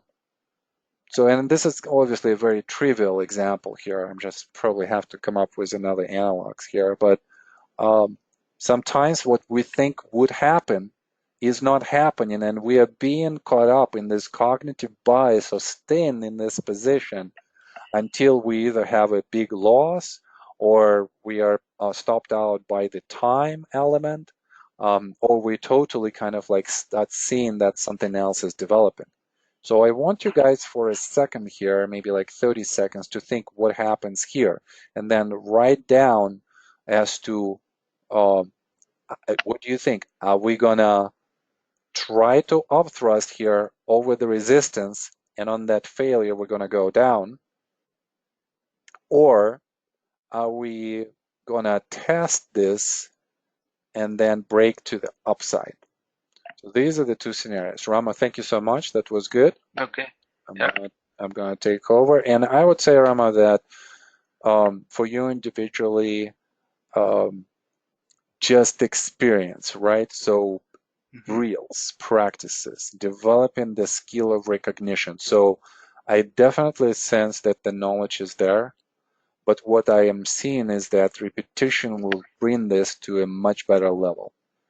So one of the exercises that I would suggest to you or anybody is pick up any chart, go past in the history. Don't even be concerned about the bias that you might know. Like you take Apple, you know what Apple has done. Okay, well, take another stock. Take the stock that maybe is not so familiar to you, but you still will know the overall bias. But you will not know each bar, how that's going to develop. You don't know each swing, how it's going to develop. You don't know the character with which those swings are going to take place. And you can still simulate trading through this exercise. And by the way, one of the things that I encounter, and if there is somebody in this class, I want to call upon you, if you have this type of thinking, simulated trades do not produce real results, that's really wrong. Because in any profession, in any craft that you have mastered, and all of us have done something in life to compare trading to something else. It's only when we get the knowledge and then start drilling it into a more unconscious behavior, that's when it kind of starts to click. So this course gives you just the knowledge. This exercise develops a little bit, the visual recognition, but you still need to drill this in to the unconscious level. So therefore, Rama, practice, practice, practice. Knowledge is there. I see it. Right. You need to And I practice think, more. I think, like you said, I agree with the point about simulation. In most professions, simulation has been proven to be of immense benefit, whether it's airline industry or medicine. I was about to And say, think about those right, two professions. And yeah, I know that we have pilots, we have medical um, professionals here in this group and in other classes as well. hmm Think about those two and professions. and Knowledge is not enough there. it's the application, and I think. And the biggest challenge, as I say, is that the ability to weigh up the probabilities when there is a mixed picture, like you presented between bar 71 and 74, and at the same time keeping the mind open. And even greater challenge I find is that willingness to change my mind as Mhm. the evidence emerges, Yeah, imploring me to change my mind. yeah, Uh, absolutely. Yeah, and I think, absolutely. and what this I have learned from you in this course is that the nuances of looking at the inside of a bar using the bar analysis, that is a giant quantum leap in analysis, chart analysis, and that's the one thing I find enormously helpful when I practice on a daily basis using different charts. Great. I'm Thank so you. happy to hear that, and obviously you're welcome, but you don't even have to thank me. You have to thank yourself for sticking through the practices, through the homework, through understanding, and so on and so forth. All right, Rama, thank you. Thank you. Okay, so I'm gonna give you guys 30 seconds here to think about the scenario, and then please write it down. What do you think is gonna happen next?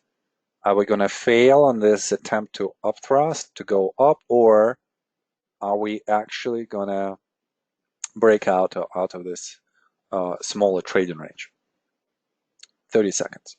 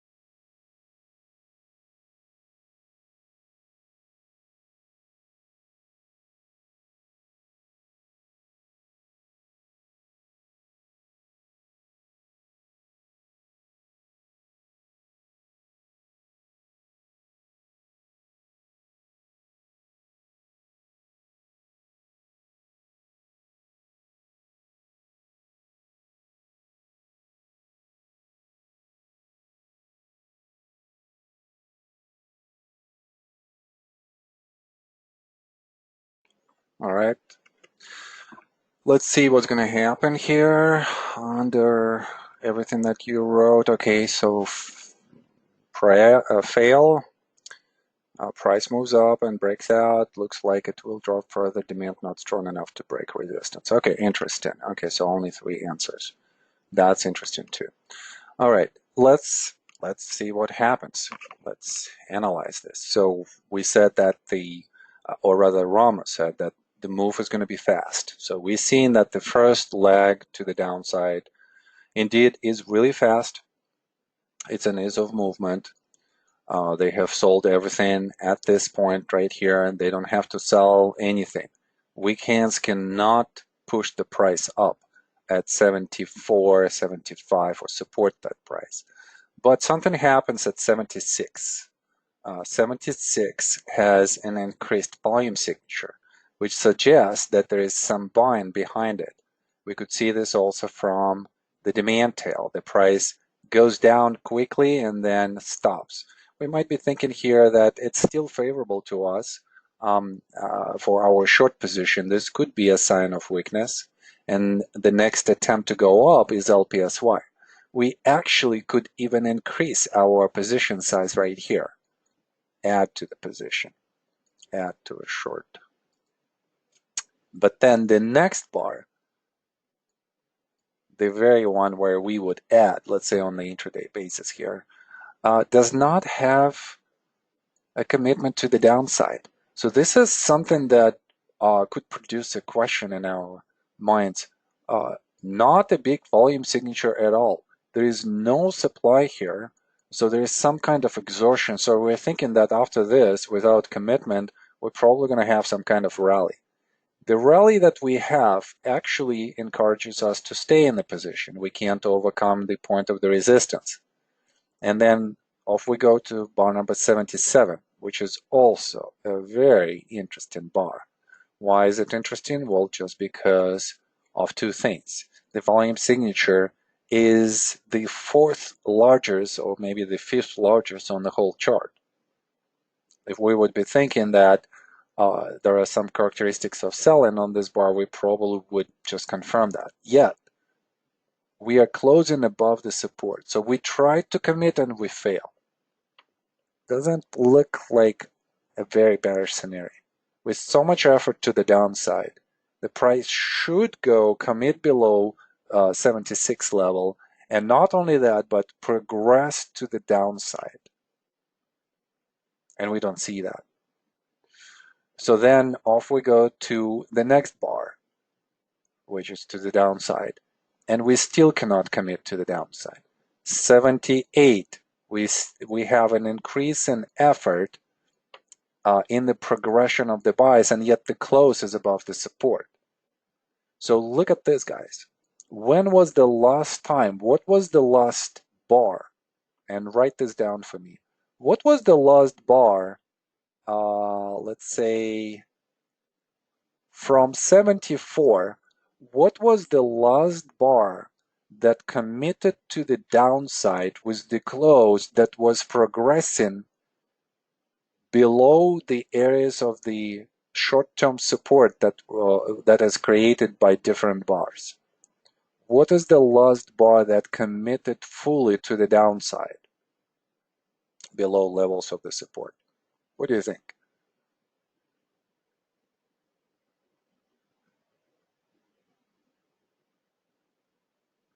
All right. Maybe think faster. Write faster. Okay.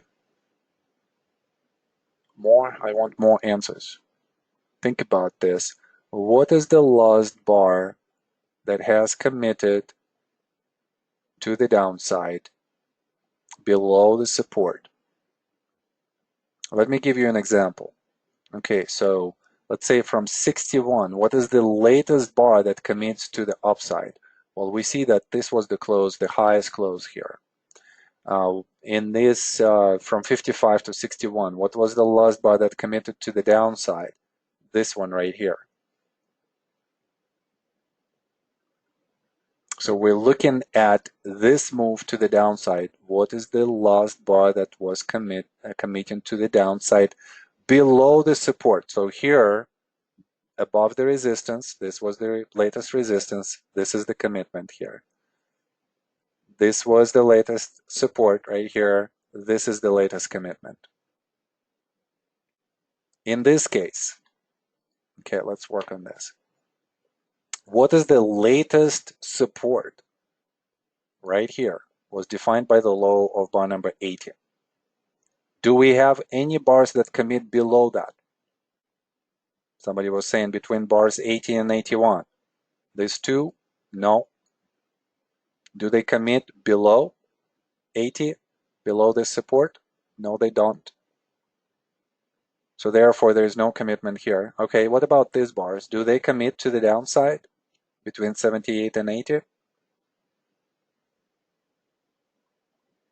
Also no. Why? Well, because this is the support. This is the latest short-term support. There is no commitment there. Okay, how about this bar? Between 77 and 78. Does it commit to the downside? No. What about this bar between 76 and 77? Does it commit below the short-term support that was defined by 76? No. So a very interesting picture. On the way down from 55 to 61, we're seeing all of those commitments. Okay, so commitment number 1, commitment number 2, commitment number 3, maybe commitment number 4 right here, and the last commitment number 5. So 1, 2, 3, 4, 5. Here we're seeing only 2 commitments, 1 and 2. Everything else is within the structure of a bar. It almost looks like an inside price action that keeps happening, and we're seeing maybe some attempts to overcome, but no commitment. Something like this. It's within this first inside bar that all of the action is defined. Well, where is that inside bar? Well, here it is, right here. But you would say like, oh, on the horizontal level, you only have maybe like 4, 5, 6 bars that are within this range. Well, you don't have to think so linearly. You can think more dynamically in a way of how the price creates the structure. It's on the downslope. So we're seeing that 76, bar number 76, if you take the resistance and the support, price basically deviates around, this downslope and channel, but goes nowhere. And there is such a laborious movement to the downside that is being defined by this channel. So there is resistance to go down. Bullish or bearish? Bullish. Now let's seek confirmation for this bullishness. And as Rama has said, let's go into the bar analysis and maybe that will help us out. We stopped at 78. We said that, yes, there is some demand behind it. That's what stops the price from committing below, and that's what brings the close above the support. 79 is a very interesting bar. Why? Well, because there is an attempt to commit above now. So many attempts to commit above. 1, 2, 3, 4, and finally 5. Is this a successful attempt? No, but it's the best. It's the best up bar that we have had since 73. The tail overcomes the resistance. So we're starting to think that, yeah, there is some bullish behavior. Bullish behavior does not mean that we are ready to go up at this point. Justin is asking, is this a change of character? Justin, I would say that it's more of a change of behavior. rather than a change of character. So change of behavior could happen even in phase B and would indicate bullish characteristics, but not readiness to advance up. Change of character would look as a structural completed change of environment where we're going, let's say in phase D, through the sign of strength in the backing up action, and that concludes the structure of an accumulation. So accumulation is complete. And that's the difference between the change of behavior and the change of character. So this bar 79 is more of a change of behavior, Justin, rather than a change of character. But you are catching this because you're seeing this, you're asking this question, and it's very close. So I'm glad that you're seeing this. Yes, something else is happening here at 79.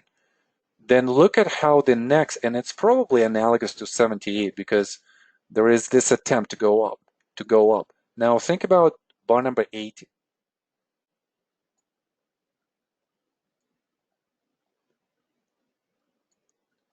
So this is 80.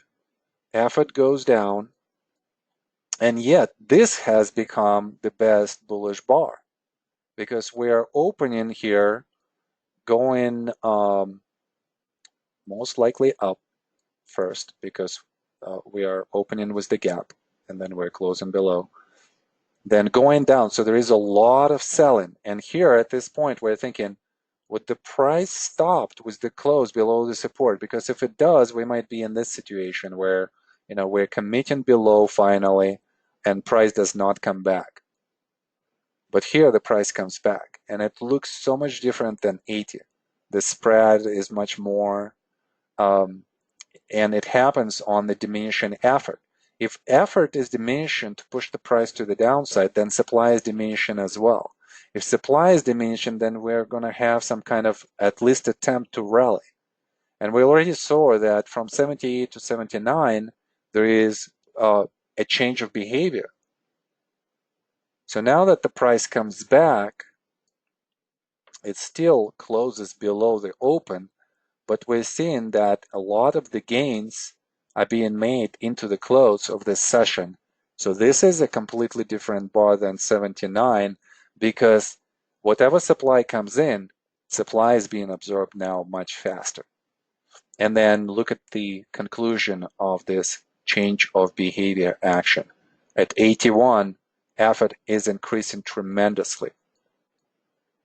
And then instead of whatever supply is coming in and trying to push the price below 80, supply is being absorbed so fast. There is really not a lot of supply left. And then this means that there is a lot of demand behind this volume signature. And it acts so nicely, comes back into the range, has the most bullish looking bar, and then goes into the test. The test has some supply. Look at this points of supply here on the up bars and compare them, to this latest up bars. Some supply is there. Supply is present. Okay, well, if supply is present, we usually want to see two things. We want to see either absorption or we want to see the result to the downside to increase. Do we see a meaningful reaction? Do we see the increase of the result to the downside? No, we don't. Do we see elements of absorption? Yes, because the price stays at the same level, actually close to close goes even up on a high volume signature, relatively high volume signature locally, and yet the price does not go down.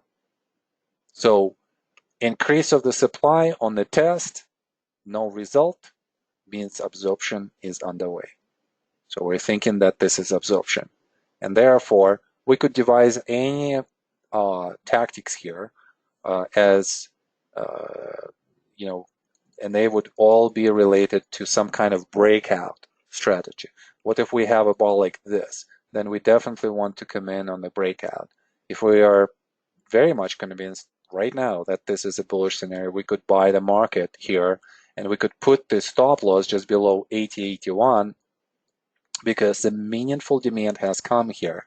And if this is indeed a bullish scenario, if the price comes back to this level, what do you think institutions are going to see? They're going to see some value in a bullish driven bias scenario, and they're going to buy again. And that will support the price. So you want always to put the stop loss below the logical spot. The logical spot is only going to be associated with institutional buying.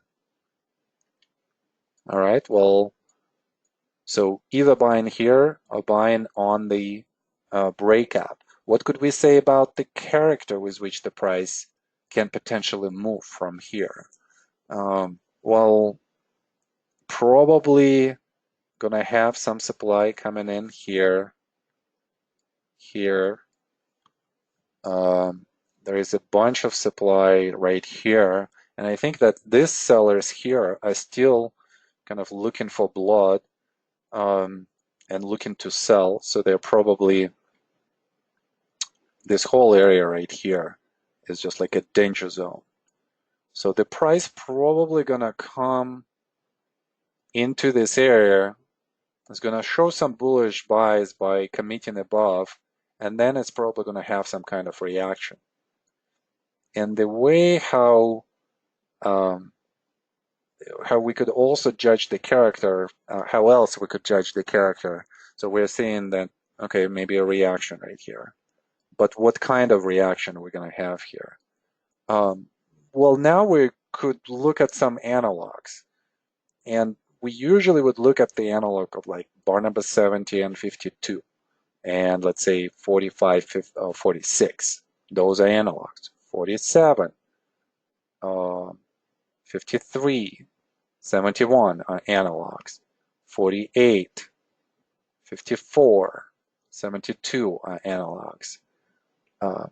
55 and 73 are analogs. Now I'm going to show you a different technique. How about looking into this whole area as a trading range where we are anticipating a move to the upside and comparing it to the previous area of where we also had a move to the upside. Contextually, they happen at the same place in a large trading range, and they happen at the level of the support. They have somewhat of the same causality, and they have the same short-term bias. It's to the upside. Now, when we look at this too, we're thinking, if we would only know what is more bullish, more bearish, and if we could define that, then we could think and speculate about the extent of the move that is going to, short-term move that's going to come up right now. So let's look into the effort and the result for these two structures. So what could we say about the effort? Well, we're looking at the supply signature, and I would just take it from 58 to like 60, 66 maybe. Okay, so from this perspective, our supply is not that much. From 76 to the test here, I'd say that probably we have more supply in general. So more supply. What could more supply suggest for the rally? Well, probably if there is more supply at this point of time, then the rally is going to be less bullish than what we've seen before. Well, how less? What does it mean, less bullish? Okay, well, probably, that reaction that we've talked about around this area. If we come into the reaction, maybe like into this high right here, If there is more supply, then the reaction is going to be more meaningful than what we've seen before. What kind of reactions did we see on the previous move up? Something like this in the middle. So these are just really not big reactions. So we probably would just take the largest reaction here and say that it's going to be more than this. So maybe it's going to come back and just be a little bit more, something like this. So more meaningful reaction. If this is a meaningful reaction, we're probably going to encounter some supply increase in that. And usually supply means a test, a retest of this low. So we're probably going to have some kind of like double bottom here on the reaction. And then out of this formation, then we're probably going to continue to the upside. But we already said that more supply, we're not really sure about this rally. And that's what kind of bothers us. If this is the case, we would be thinking originally, even before thinking, in all of these details, could this be a phase C and an LPS trading range? That was one of the scenarios that we discussed with Rama, right? So the price does not go and commits below 61. So it's not a major sign of weakness. So therefore, distributional scenarios still could be underway, but we're not there yet in terms of timing. It's not a sprint or a shakeout because we are not creating a lower low. We're creating a higher low. So only a last point of support in phase C could be, that definition we're thinking about phase C.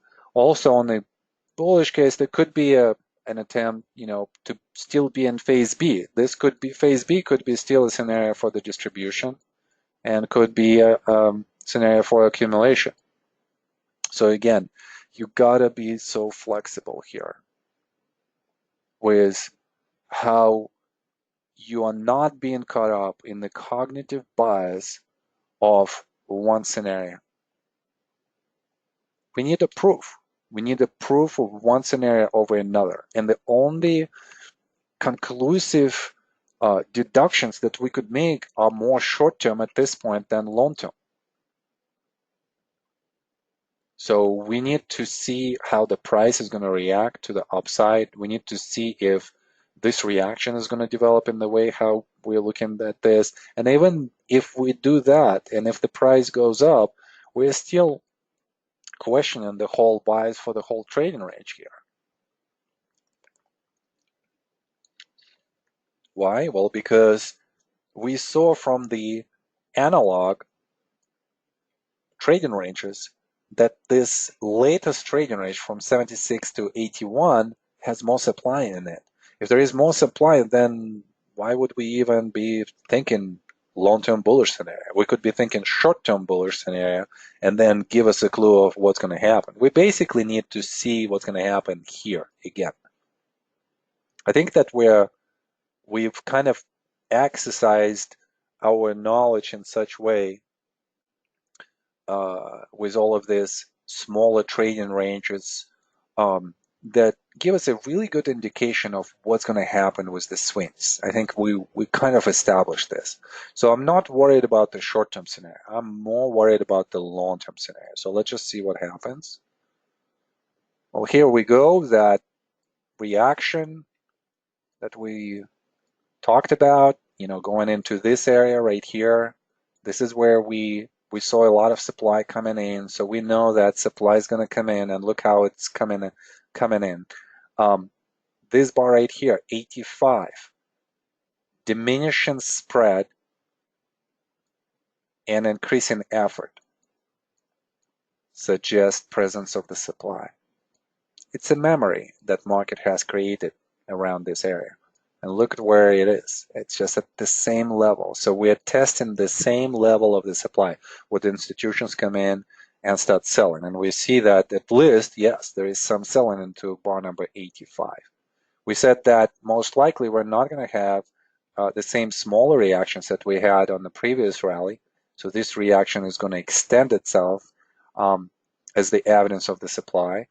And we do, and it extends even more than what we thought it would. So this definitely needs a retest.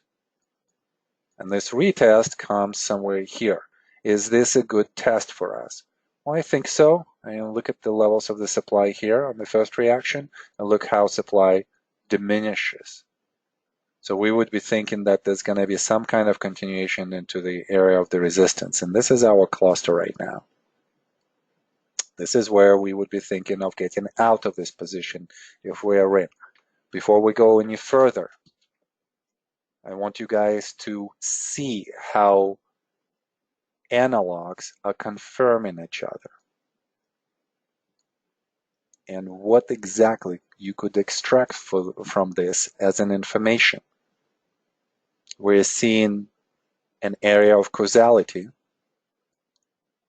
which resolves itself into a breakout. Is this a confirmed breakout? Yeah, definitely. This is the low, still has some supply, so we can't use this. This is the highest volume signature. This is the highest volume signature here. So the same analogous price behavior. You could go even right here. It's going to be the same. Think about gas station. How do you gas your car? Are you going to change your routine every time you go to gas station? Unlikely. It's so unconscious, and we just want to do this really quickly, right? It's a waste of life, to do that. It's just a necessity. Behavior is going to be the same. Behavior repeats over and over in this trading range. So hopefully I'm convincing you that people in the markets behave the same way as in life. They develop one behavior and then they habituate with this behavior and kind of sticks and stays the same. So here are the same. There are differences here. 46 looks more like 85. We're seeing the diminishing spread. We're seeing the effort increase. Same here. And 68 is different because even though effort stays the same, kind of similar to what we have here,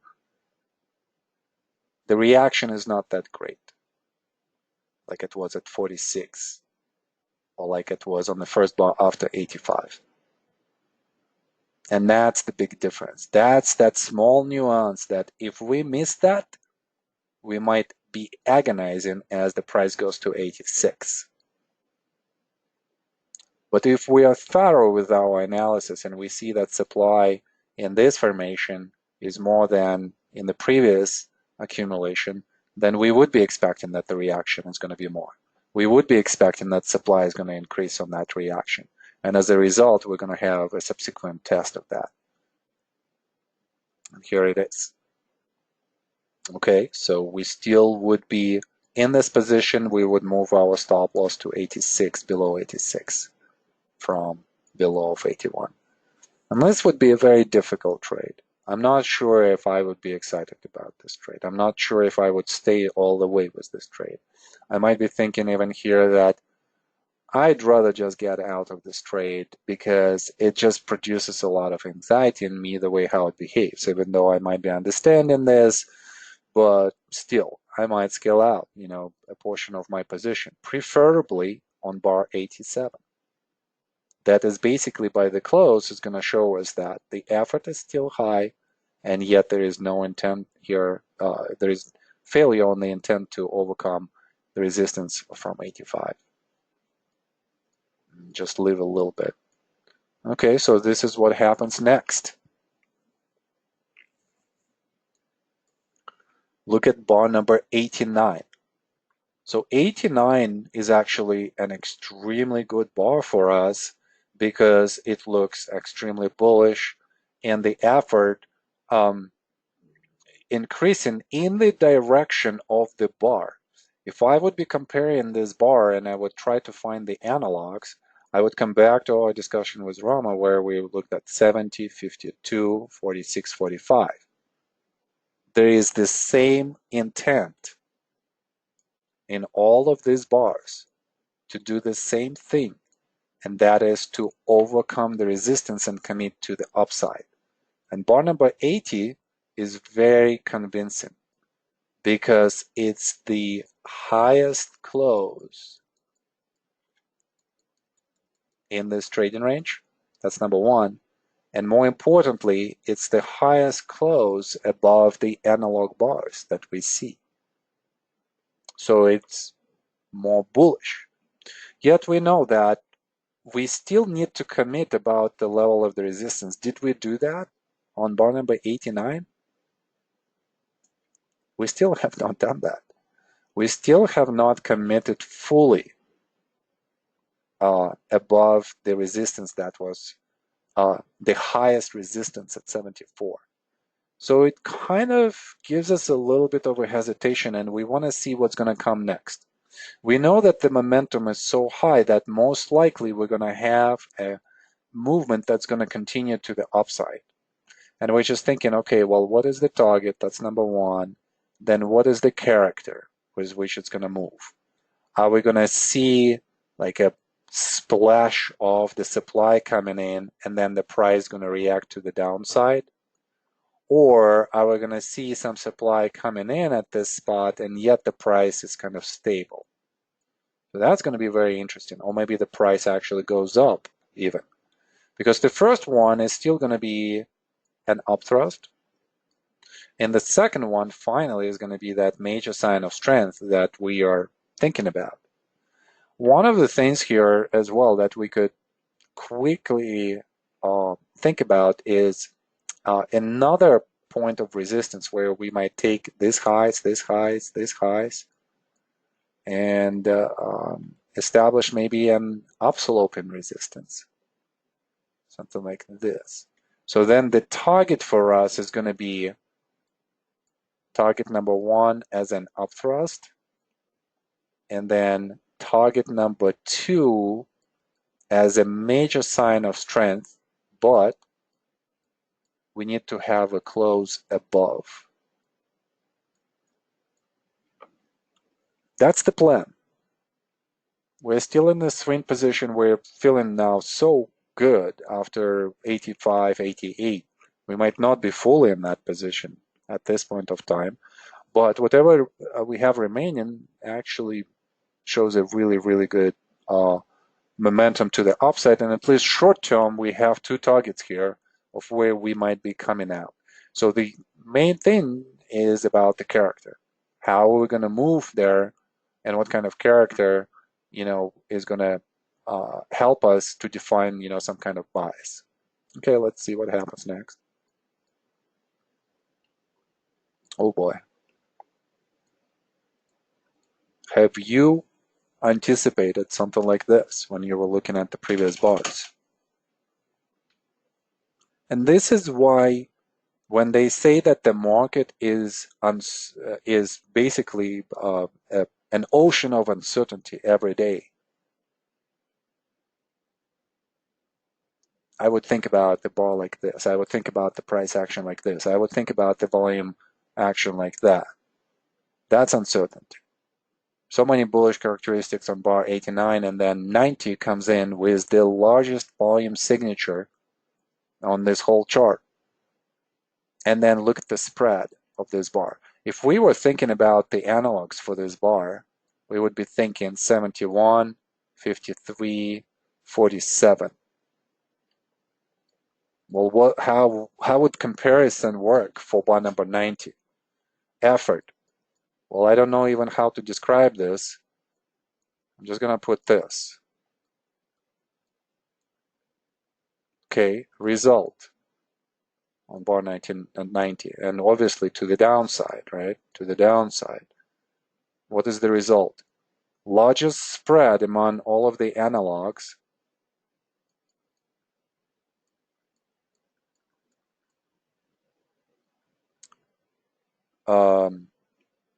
Best close to the downside with all of the analogs. Look at all of those tails, demand tails that we have on those change of character bars. We don't have it here. And look how demand was rejected, right? Because we closed and then we opened with a small gap, and then initially the price went up, and then the rejection, the full rejection to the downside. So there is so much supply that is coming in. And it seems like this is an urgent supply. And obviously institutional, of institutional quality.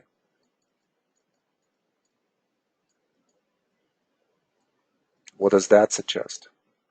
Well, first of all, as to the bias, short-term bias, that is, definitely to the downside,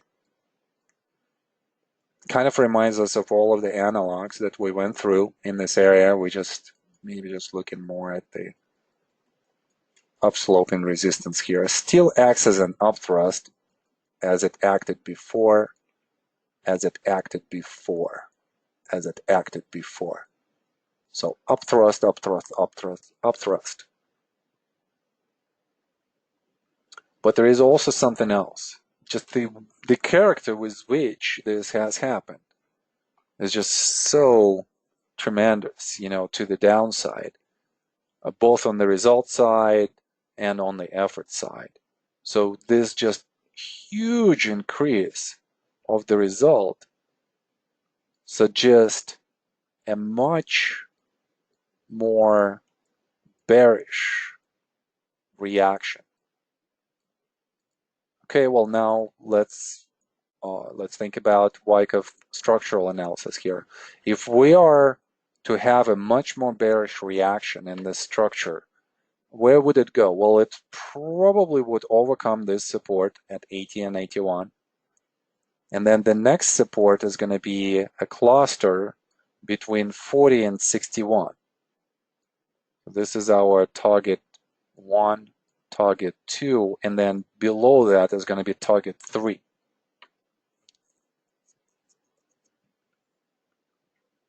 So if we're thinking that urgent supply, institutional supply, is going to produce a much more bearish reaction, most likely target number 1 is going to be taken really quickly.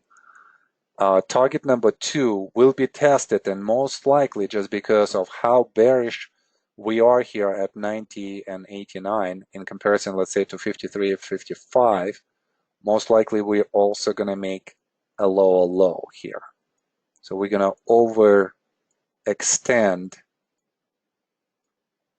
the bias, and we extend the move to the downside. Now let's think about structural analysis. What does it mean? Lower low in the distributional scenario, this would mean a major sign of weakness. In the accumulation scenario, this would mean either a sprint or a shakeout.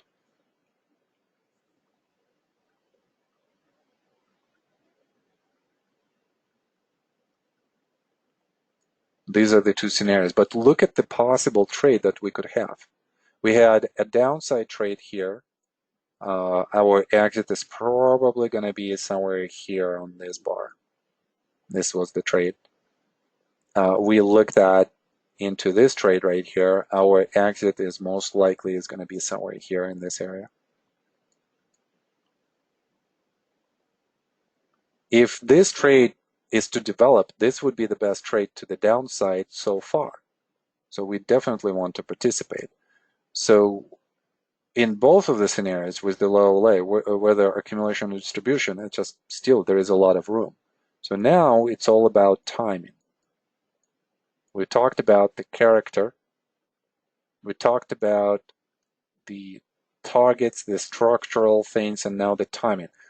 Well, I think that the timing is just kind of being given to us by how aggressively increase in effort is synced with increasing the result to the downside. This synchronicity tells us that the move is going to happen now, just because whatever effort is coming in, it has a lot of following in the result. So we don't have to develop a trading range right here like we did in 70, 74, 53, 55, 46, 48. The price is ready to move right now. And the way how we would initiate a trade like this is just basically open a probe position at the close, and then also see on the intraday an attempt to go up. And if it's going to be a small attempt and then the price is going to go through this level again, this will be a point of entry for us. And we have to be extremely quick and extremely aggressive and add right at that point, because we know that the price is ready to go down. That's number one. And there is a substantial supply that is present and substantial institutional selling that has happened. There is some kind of urgency to sell by institutions. They might continue that to the downside. By the way, guys, overall, the volume signature should increase. If we're anticipating a reaction like this to the downside into the lower low, imagine all of the long-term investors that bought in right here, right here, right here, right here. What are they going to do as the price goes below? They're going to capitulate. They're going to say I was wrong. Regardless of whether it's accumulation or distribution, I mean, some of them might not be able to sustain this type of move. And they would be looking for reasons to get out.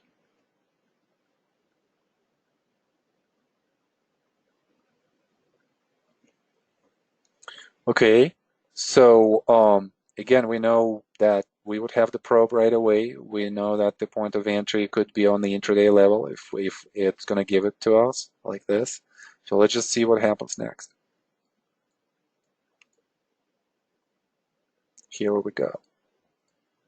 Quick move to the downside. Still, there is a lot of institutional selling even on the way down. So we would try to, we got in at the close, then the next open is going to be with the gap, attempt to go up. Let's just do the intraday a little bit better. So previous close, this is close at 90. Opens with the gap, and then small attempt to go up, and then just going through and closing slightly higher. Okay, so where are our points of entry here on the intraday? These are the levels that are going to be important to us. Open and close. So here is one point of entry. Here is another point of entry. Please note that those points of entry are confirming. They are in the direction of the move to the downside, and they are going after attempting to go up. We are getting in on the failure. We're getting in on the movement in the direction of the bias. Yeah, there might be some slippage here for sure, but the fact that it was trying to go up is probably telling you that there are some bias there, so you still should be okay. Shorten this. And a quick move, and we go below 61.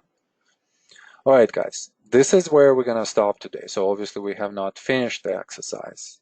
But what I want you to do is your homework. Listen to the recording, make notes, send those to me. And also the second homework is to look at where we are right now and define where we are in the structure. Are we in the distribution or are we in the accumulation? What are your arguments for that? And then also think about the position, the short position that we have. Are we still keeping that or are we out? Are we scaling out or are we adding to the position? So just all of the common questions that we usually address in our analysis. So, and that would be the homework. And then in the next class, we just, I'm just gonna kind of like do this by myself and finish really quick because we need to go to another material, but there is still quite a few slides there. I just need to go really, really fast. All right, guys, that's it for today. Good class. Rama, thank you again. Thank you everybody for participating. And I'll see you next week on the 25th. Thank you, guys, and bye-bye.